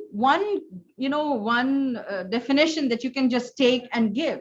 And this is what the European network has done. They had a project where they actually created a glossary with definitions of all these different words that we use and throw around, but we don't necessarily have a clear-cut definition to use to when we are describing them. So I think the diversity of this network has really helped bring about a lot of dialogue and conversation and collaboration in terms of looking at academic integrity, researching it, looking at and putting it in practice, and thinking about student mobility, thinking about faculty mobility. There's a wide range of issues that one network can look at. And this is just one network that we are talking about today. There are, like I said, there are like a wide range of other networks, international organizations that currently exist that are looking at academic integrity. And this in itself is a huge paradigm shift in higher education, because early on, the whole focus was always students and penalty and detection and how bad this is. Now the conversation is, it's amazing because we're looking at academic integrity, not misconducts. It's positive because we want these values in our students. So, the whole conversation that we have these days has completely changed because of these international organizations that we have and the collective effort that they have put into looking at academic integrity across the board, doesn't matter where we are at. That, of course, brings me to the topic of degree mills. So I've mentioned a little bit here and there about it throughout our conversation today. Let me probably just ask you guys, what do you know about degree mills? What have you seen? What have you come across? Zeenath, before we direct this question to our students, maybe it would be good to call their attention to another issue, essay mills. Essay mills, there was a development relating to the function of essay mills in Turkey last year. Council of Higher Education in Turkey, they indicated that they recognize all these essay mills as illegal companies, and immediately all these essay mills disappeared. But although it was good, of course, it was a tentative solution to the problem, because the essay mills, they were searching for other options, so they changed their brands, and they start their services by using some other web pages, blah blah. So they found some other alternatives. But at least it is good to know that Council of Higher Education recognized them as illegal. So at the next step, now we are waiting some legal actions, legacy. So what might be the legacy contributing and preventing them from acting their services. So this is more important. Now we need some political support from the assembly in order to have some legal actions about this. Okay, this is the issue considering essay mills. But what about diploma mills? Maybe we are not very familiar with diploma mills here in Turkey, but globally there are diploma mills. Okay. And I think we are working on the opposite. So you guys have started with SMLs, and in UAE we've started with fake degrees. because there a few years ago there was like this whole wave of fake degrees that were caught. So there were 143 cases of fake degrees that were reported, and the ministry came back and they had this whole mandate where now you have to do an equivalency of your degree, whether you've got the degree in the country or you've got it from somewhere else. And they've got a list of expectations that you have to fulfill. For instance, if you've done your degree somewhere else, you need to show that you are in that country that whole time with passport stamps and things like that, right? It's difficult for some people, because imagine people who got their degrees like 20 years ago, 30 years ago, right? Going back and trying to find that passport with that stamp. But in the long run, the idea is to ensure that the degrees are recognized and they are validated before the equivalency is provided. So I think we are working from two different ends of the spectrum, but I think the end result is going to be the same, that we will have laws which will kind of look at both the degree mills and the SMLs as well. But as teachers or even as students, have you guys come across things like this? For instance, WhatsApp messages or messages on LinkedIn with companies telling you guys that they will do these dissertation writing and thesis writing presentations, and they will prepare your speeches for you, and fix everything for you in terms of your slides and stuff. Have you guys come across these things?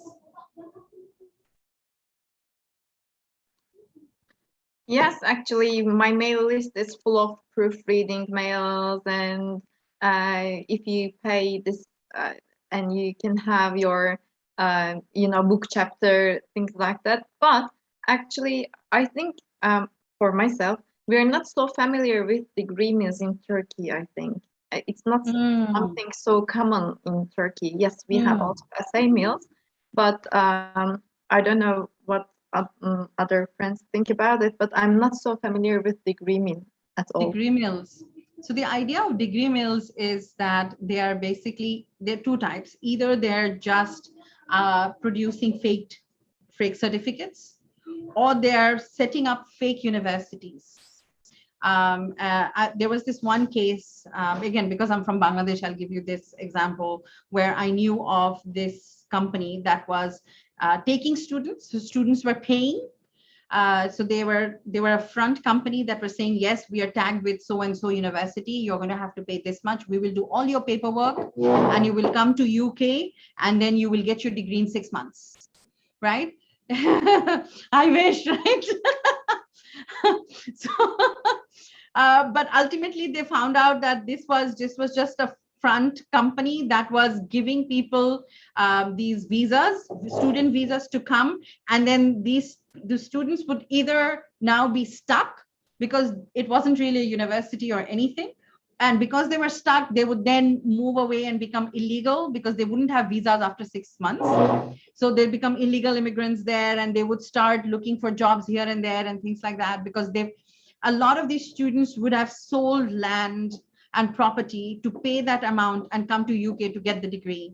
So they can't go back to their countries because they've got these huge loans, right? So then they would start doing something to get that fake degree so that they would start working in that economy, right? So you've got either companies that are giving you the certificate or companies that pretend to be fake universities giving out these degrees, right? The other end of it is, and I think the PIA, the airline crash that happened in 2020, the Pakistan International Airline, where 90 people died. I think that brought out this whole issue of fake degrees to the forefront, because what they found out was the two pilots had never really sat for the exam. They had gotten somebody else to sit for the exam, and then they got the degree. Right? So that they themselves weren't really tested on the skills, yet they were the ones who had piloted the planes, right? So that brought up this. So this is the other side of degree mills, where you get other people to sit for your exams, and then you pass the exam and you get the degree. So it's still not your degree, and that's why it's a fake degree, right?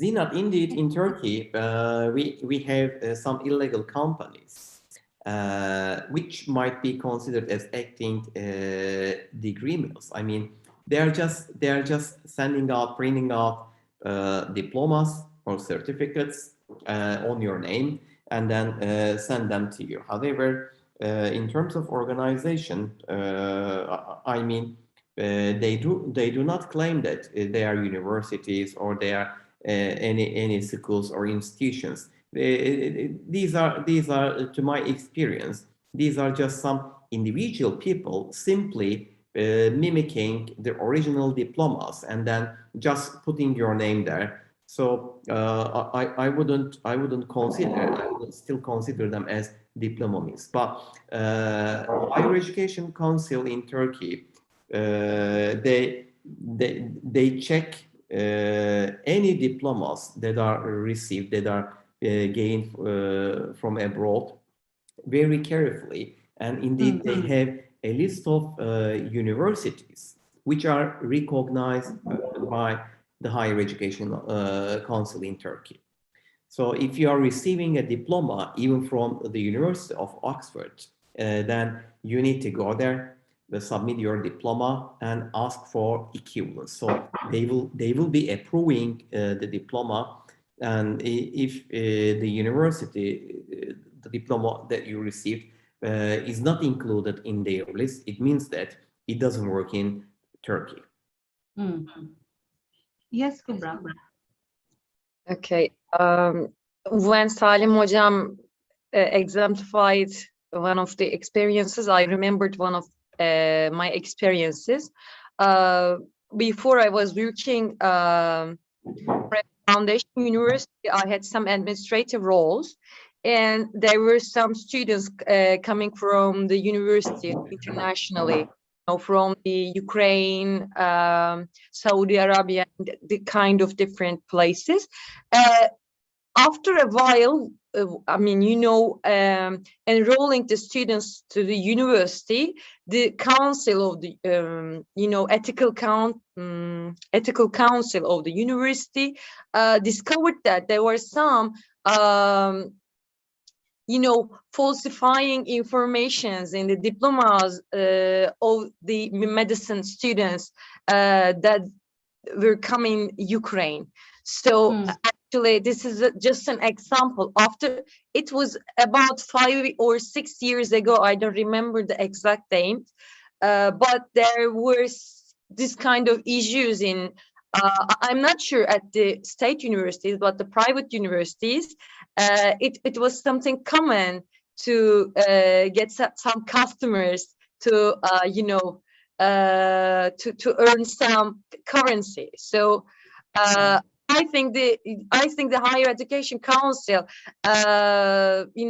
took some measurements about this issue because it was so common, and I just knew that as a personnel who had an administrator role, but I don't think that the instructors or other, faculty members just with the teaching roles had an idea about this issue.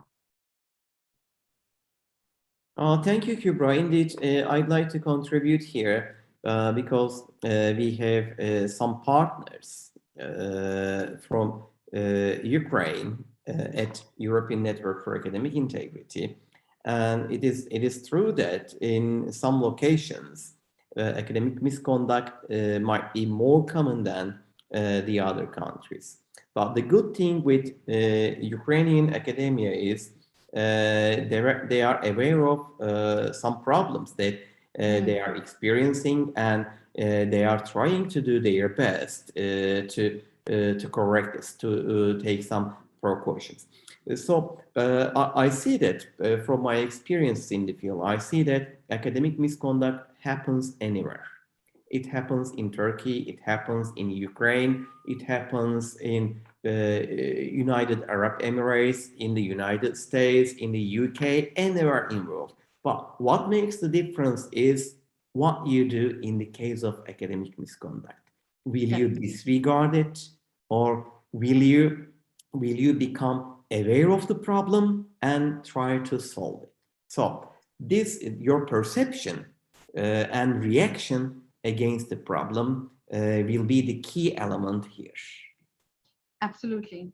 Hocam, Yes, yes, may Kubra. I add something? Can we say that the difference regarding the policies can differ from the level of developing of the countries? I mean, is there a difference between developed and developing or undeveloped countries, or can we say that there are such examples like I mean, the misconduct examples in a developed country, but it is rare, or, you know. I get what you're asking.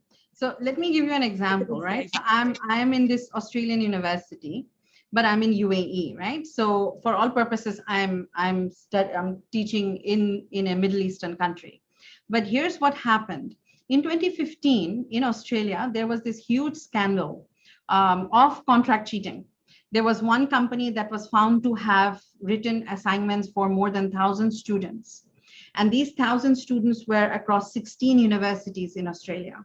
It was a huge deal. Like, it rippled over the world. Everybody read about it and everybody worried about it, and everybody kind of sat up in Australia and took notice. But what that did was that got the Australian government's entity, TEXA, to force people to look at policies and revise policies, right? They had this huge study that was funded by the government for them to look at university policies and come up with what were the general standards and terms and sections a policy should have. With all of that happening, our policy got revised because we were an Australian university, right? And because it got revised, we kind of became more aware of what an educative policy looked like versus what we had before. Because now we had two comparative policies that we could look at and say, yes, this is what it should be like, and this is what it should not be like.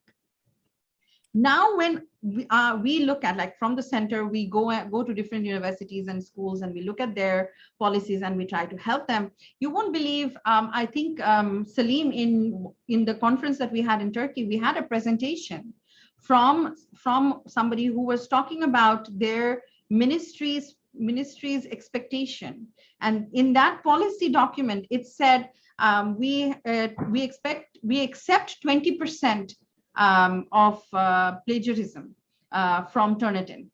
And believe it or not, this is what the presentation said. Like, this is what the copy and paste image was of the policy, right? Now, at that time, I didn't think so much about it from the policy perspective. But later on, when we were looking at policies here, we realized that was such an eye-opener for me, that when I was here and I was looking at universities here, that was one of the things that was sticking out as a sore thumb everywhere I looked, right? This understanding of 20%. I honestly today don't know what is the origin of this 20%. Who started this 20%, where this 20% came from. I used to think it's only me or my university, but then here was a presentation happening in Turkey by somebody who was from another country who was also saying 20%. You know, so this 20% seems to have become like a common thing everywhere. Doesn't matter whether they're developed country universities or mid-range universities or from lesser developed nations.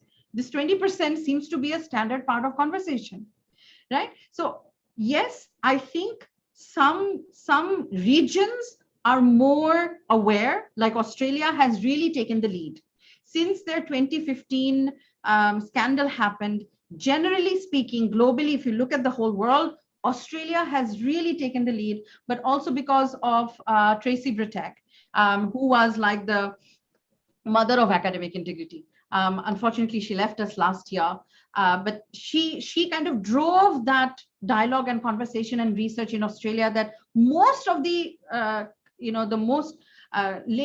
lot of the latest researches are still coming out of Australia, right? And in that perspective, US seems to be a little bit behind. And in fact, when we had the International Day of Action for Contract Cheating panel discussion this year, somebody did notice that how there wasn't a representation from US. And you wouldn't expect something like that because it's US. You know, it's got the maximum number of Ivy League universities in the world. You know, they've got thousands of universities. They're the ones giving standards for education and et cetera, et cetera. Yet there wasn't a representation in that panel. And this became a question mark, like, why not? Because research is what is important, right? So it's not so much the economic status of the country or the university, but the research that is being done, and that is kind of feeding into the university's management and policy, and you know how the government is taking that research and then disseminating. Turkey was way ahead of UK, for instance, in looking at essay mills and saying they were illegal. UK just did that this year. Turkey did that last year. Right? So you think, but it's UK, shouldn't they have done it like a long time back? But they didn't. And Australia wasn't that far back. It just happened like 2 years back for Australia. So very recently, these countries have now been looking at making essay mills illegal, right? So this conversation is important. The research is what is dictating how much a university knows and how their policy is going to be placed, or what kind of tone the policy is going to take. Right. So right now in the UAE, we are looking at universities and policies, and we are trying to, you know, whoever comes forward and wants to work with us, we are looking at their policies. We are giving them advice. We've got that research backing. We can give them the advice. We have already started this conversation in Bangladesh. I know, for instance, Salim's worked really closely with the Ministry of Punjab in Pakistan. So wherever you see research is being done, that's feeding into that conversation of what a policy should look like and how it should govern our procedures and our behaviors in our classrooms. Hopefully that helps, Kubra, a little bit. Salim, do you have anything to add to that? Yes, please, Zeenath. Here, you mentioned what happened in 2015 in Australia, and in 2017, we saw that our Tracy, she produced good practice notes addressing contract cheating. So this is the indicator of what happens in a well-developed country. If you have good policies, and if you have people, academics, who perceive these good policies and trying to correct the illnesses, trying to find solutions to the problems, then this is what happens. At that time, what did Tracy do? She contacted many people around the world, and she identified good models in terms of preventing contract cheating and listed them in a booklet and published this booklet on behalf of TEXA. So this is an amazing achievement, because you are not only making them illegal, but you are showing your colleagues how to prevent contract cheating by providing evidences of good models around the world. So this is what happens in a well-developed country. For underdeveloped countries, there might be some barriers happening this. Yes, because like, for instance, during the pandemic, we were lucky, for instance, to be where we are, right? We had the infrastructure, where the government had the funding to go back and say, yes, we want to ensure education continues for students, so we will do what it takes. So they were offering, for instance, they were working in close this thing with the internet providers to give free internet to parents who couldn't afford internet at home. They were working with the corporate sector to get devices to children who had maybe one device, but 3 children in the same family, to give them more devices. So compare this with countries where they didn't have a good internet connection, right? They did not have the devices. Then academic integrity may not actually be a part of the conversation in those countries, right? Because for them, the primary conversation is, how can I even continue education for my students? How can I ensure they're actually learning?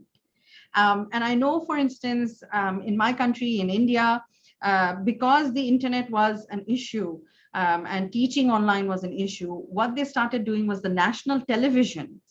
They started having 2-3 hour blocks of classes that they were doing, they were broadcasting through television.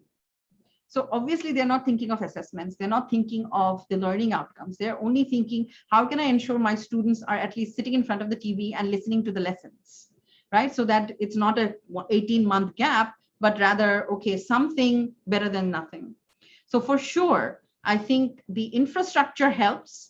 And like as Salim said, if you're a developed nation and you've got that infrastructure, it's easier because government funding comes in and you've got that understanding of what needs to happen next. But if you don't have that infrastructure, then the focus kind of shifts, right? So with that, I think I want to maybe look a little bit at students now. We've talked about actually everybody else, right? So let's talk a little bit about students. What does it mean to be a student in the 21st century? You guys are all students.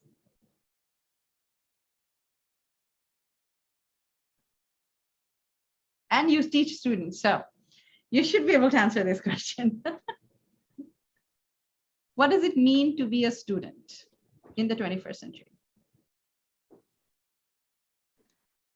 Think of maybe to graduate and get a job.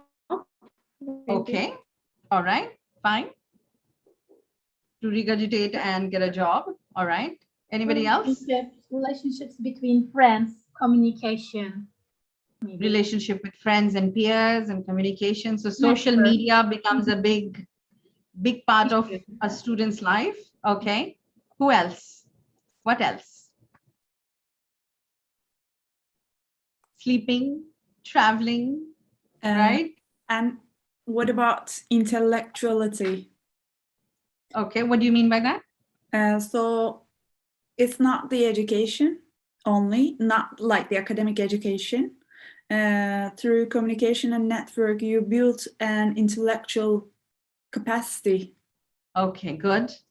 Yes, and we've seen that the millennials and now the iGens, they seem to be a lot more aware about a lot of things around them, which we as children didn't even think about, right? Because we were not exposed to it at such an early age, we didn't think about it, it wasn't a part of our conversation.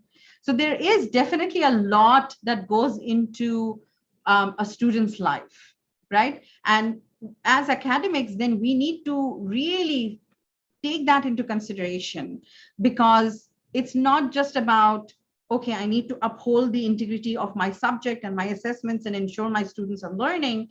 And if a student has, let's say, plagiarized, okay, I have to catch that student. But then what?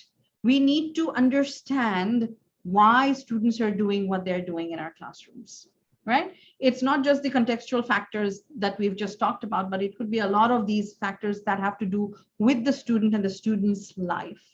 Salim was just a part of a panel, I think 2 weeks ago at our center, where they talked about the well-being of students and how important that is as a part of conversation when you're talking about academic integrity, right? Can you tell me why mental well-being would be of interest to us as academics? It's Maslow's pyramid.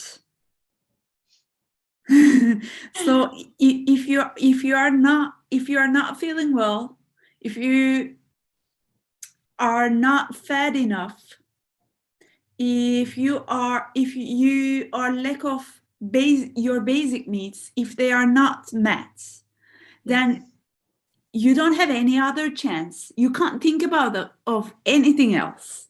Right. And you're right. When we were students, we had a student in class, and every morning his stomach would growl like insane, like a lion in the room. And we'd all be looking at him and smiling like, why haven't you had breakfast, right? But we were kids, we wouldn't think. It's only later that we realized he didn't have breakfast because there was no breakfast to have at his home, right? But how do you expect a child who's that hungry to focus in class, right? So they're missing out on a large portion of whatever the teacher is talking about. And then when it comes for an assessment to do, what is the student supposed to do? They've missed out on the content. They don't know what happened in class, right? They're too busy. Exactly what you said. I love that you talked about Maslow's hierarchy, because that's exactly it. That base is so important. And as teachers, we need to take that into consideration.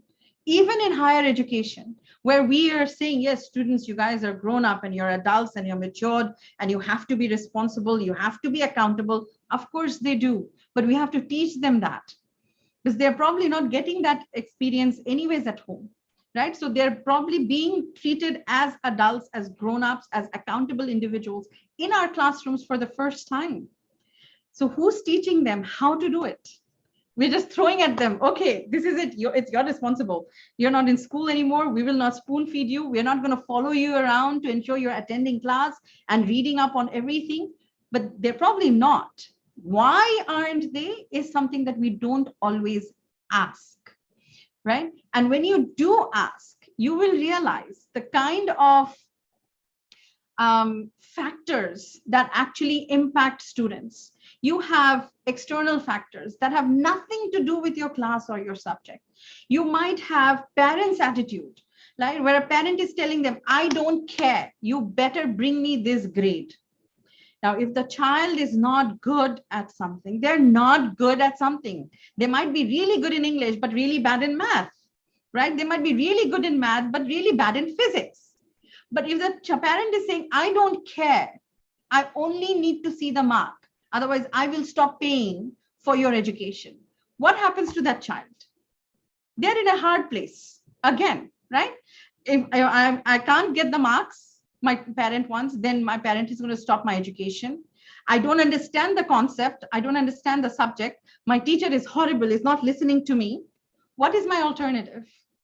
My alternative is either I'm going to cheat, I'm going to plagiarize, or I'm going to get somebody else to do the project for me, just so that I can get out of this situation that I suddenly find myself in, right? Teachers' attitudes. Sometimes teachers are looking the other way. You're sitting in class thinking, I've worked so hard at this project, and I know this kid next to me has copied. Why is the teacher not picking up? It's so obvious that I could make out that student has copied, and the teacher is giving him more marks than me. Why will I make the effort next time? Isn't it easier? I see the guy, he copied, he got the marks, and he's enjoying life. And I'm struggling for 4 or 5 hours trying to produce something original. Why not just do what he has done and enjoy my life? So when we see a student cheating, of course we need to detect it and we need to have some kind of repercussion. But the repercussion doesn't mean penalty and end of life. What should it mean, guys?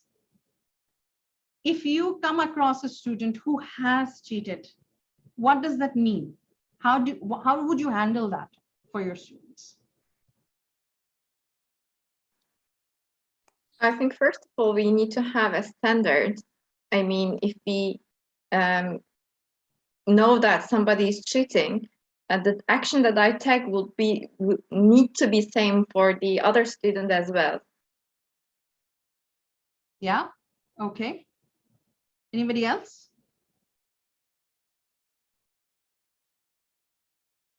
So what happens, let's say you have that case, right, where a student has, let's say they're plagiarized severely, right? And you know this person is going to lose the marks. So that is a given.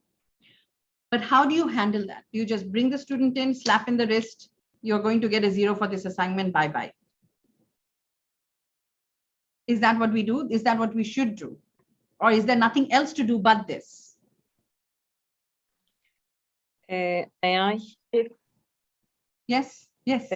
Actually, when we encounter this kind of issues, again, as instructors, we don't have any administrative roles to, handle the situation. Actually, there's a standardization. For example, I work for a prep school, and for each student, there is a degree. There is a percentage of the level about plagiarism. For example, if it is more than 50%, there will be a lowering regarding content or something else. So actually, it's again depending on the policy of the departments or the institution. But as a teacher, I need to find out the reasons why they are cheating, because basically I am their teacher. I teach something and they don't do the thing in a proper way. So I actually question myself, because I am the reason why they are cheating. I understand it like that, because if I don't teach them properly, or I don't let them learn something properly, they don't do it. But if they learn, they don't need to cheat.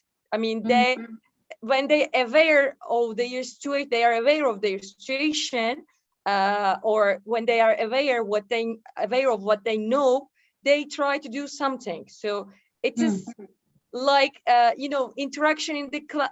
It is like, to me, it's like the interaction in the classroom. If I see a student don't participate in the activities or something, yeah, it's like a cheating for me. So it is some thing parallel with it. So I am the reason here. Of course, students have some responsibilities to complete, to achieve, but here is the point. Regardless of the institution, the teacher, I think, the syllabus, the ways, but it is something holistic again, not just by oneself.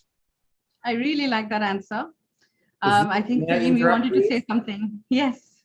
Kübra, I'd like to remind you the name of this course. It is Academic Integrity Policies. And when we go back to your sample, you refer to plagiarism policies. Be careful. Academic integrity policies on one hand, plagiarism policies on the other hand. We need to see the difference here. By plagiarism policies, what do we try to do? We try to detect plagiarism, or in the case of detection, how we react. We try to standardize this by the help of plagiarism policies. However, we are focusing on academic integrity policies. What does it mean? It means that now, as the lecturer, I need to question my role when my students are plagiarizing.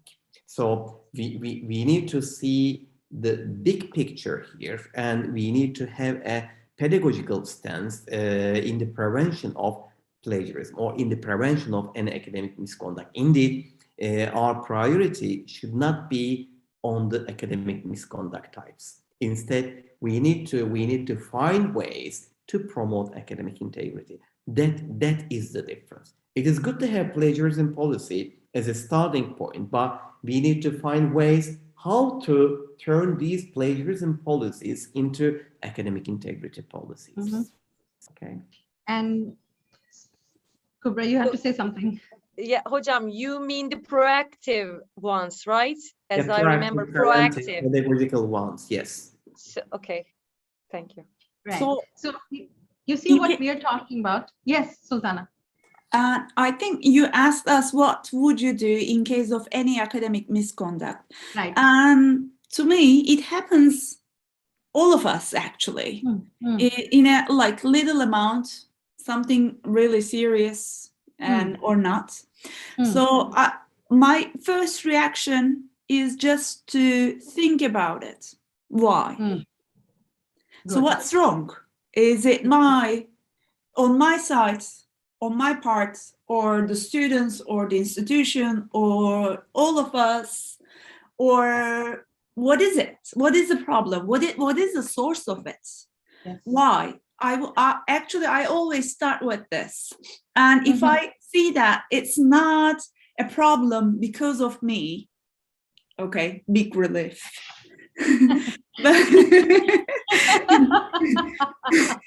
Absolutely. And I think the main thing I want to also bring in here is restorative practice, right? This is a huge thing when we deal with any kind of misconduct that comes through. I learned about restorative practice when I was actually looking at group conflicts in classrooms and how I could manage it. And it's such a fantastic method to handle conflicts at any time, that when we introduce the triage clinics for misconduct, it's like I said, I even have lecturers who come and speak to me, right? The whole point is not just to tell the student you've done something wrong, but to actually make them realize why it was wrong. And in that conversation, finding out what else is happening in this child's life that they're not being able to focus, right? Like you said, I would be very happy that it's not me, but my responsibility doesn't end there, unfortunately. I need to still find out what else is going wrong that's causing this child, this student, to plagiarize or to contract cheat or to cheat in an exam. And when a lot of the time students will tell you, but who am I hurting? This is a very standard answer students will give you, making them realize who are the victims of what they have done.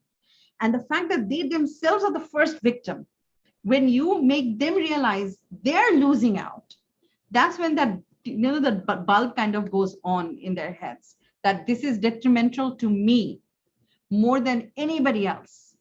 First person I am harming is me. And then you make them realize the kind of harm it's doing to the class, right? It's not like the other students don't know what they did. What happens when other students know that the student has done this? And what does that do for their psychic? So it's these things that, you slowly talk to them and you kind of, encourage them to come back from what they have done, give them a way to come back and fix themselves and, that behavior that they have engaged in. This is restorative practice. And I think this is key to us as teachers because of the internationalization of the classrooms that we have, internationalization of the education that we are providing, the kind of classrooms that we are manning. Somebody had put up a hand, I think. By the way, Zeenath, I'd like to show you indeed, I have shown this last week when Ted was here. This is the first policy produced by Özgür School. So valid for a K-12 school here in Turkey. And I already shared the example last week, which includes restorative justice practices here.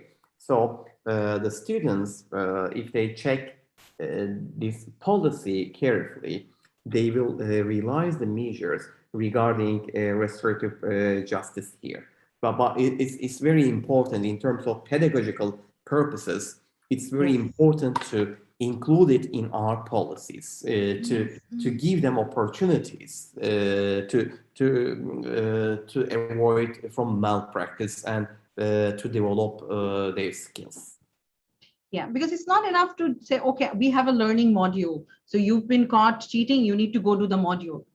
That adds very little value if you don't have that conversation added with this, right? Why should they do the module? They should want to do the module so that they refresh themselves on what is paraphrasing, what is citation, what are the methods, what is referencing, all of those things.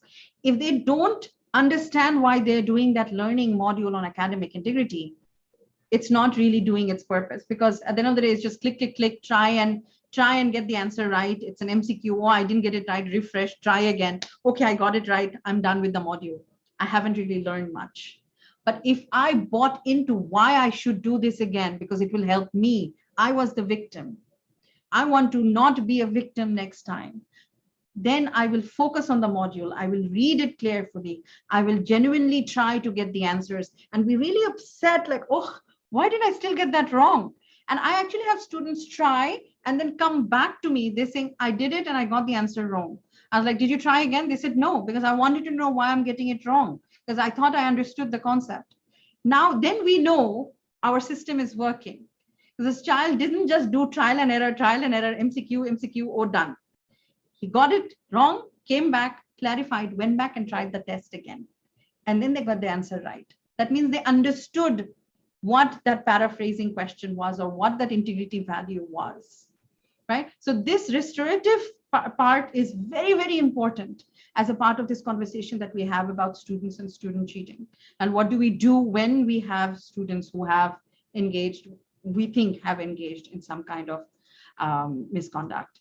There are, of course, tons of research out there that tells us why students cheat. right? Dr. Salim's this study from 2015 tells us about reasons why male students plagiarize and then why female students plagiarize. And globally, every time there has been a study that has looked at male and female gender, it has always come that the female does a little less than the male.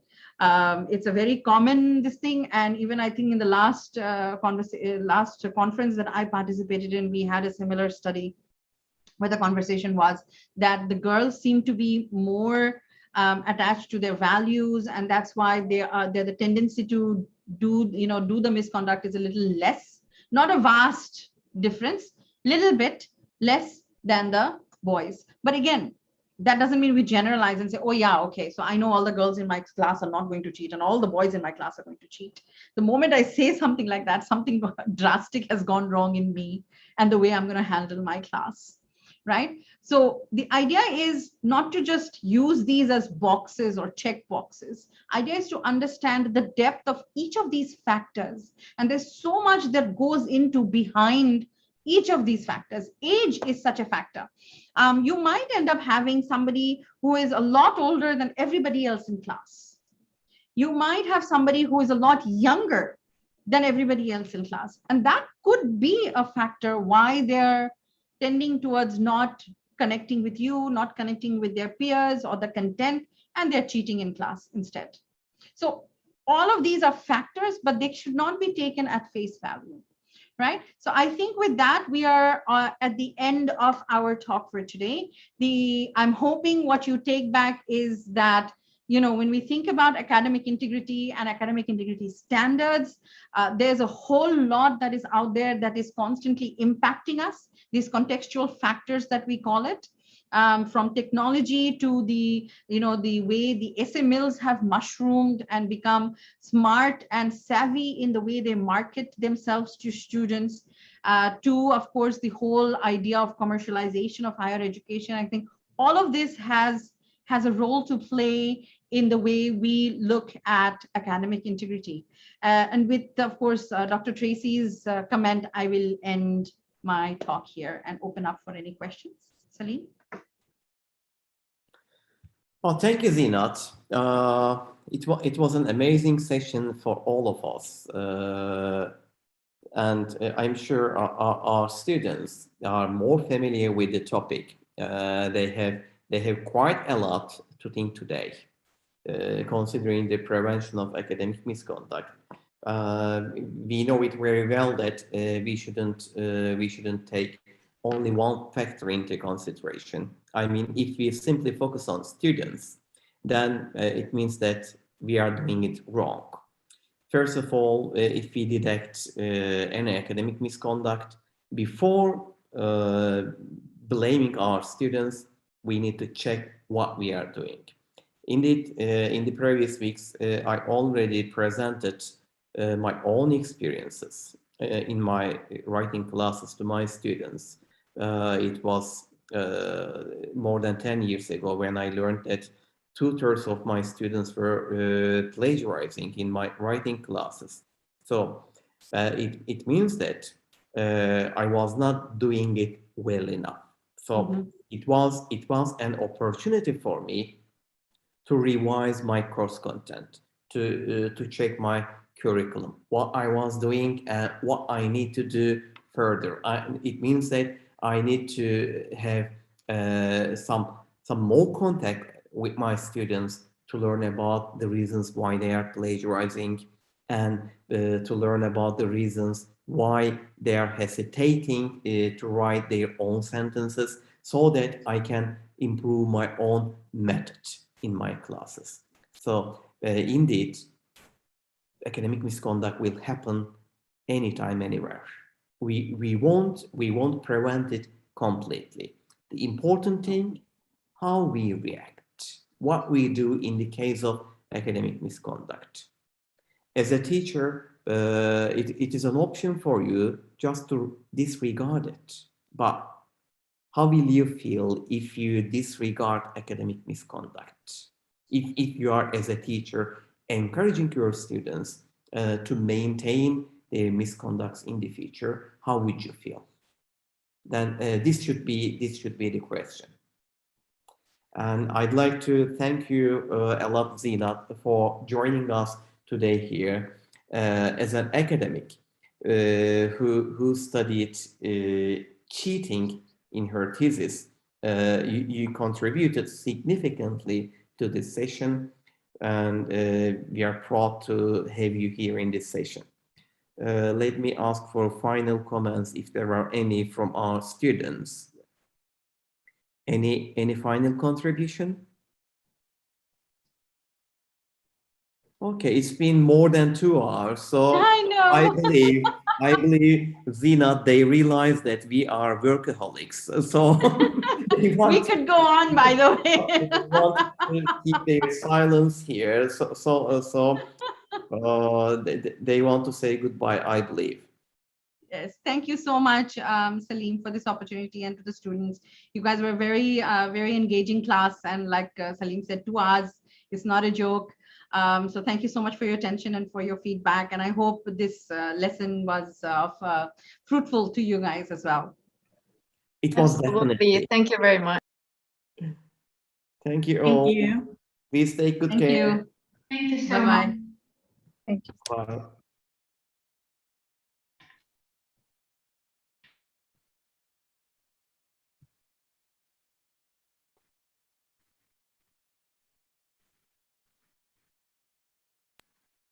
Hocam siz çıkmadan hemen bir şey sorabilir miyim? Bu essay miller yasak mı Türkiye'de şu an? Ben Google'a baktım da çok fazla yani böyle bayağı ad var yani.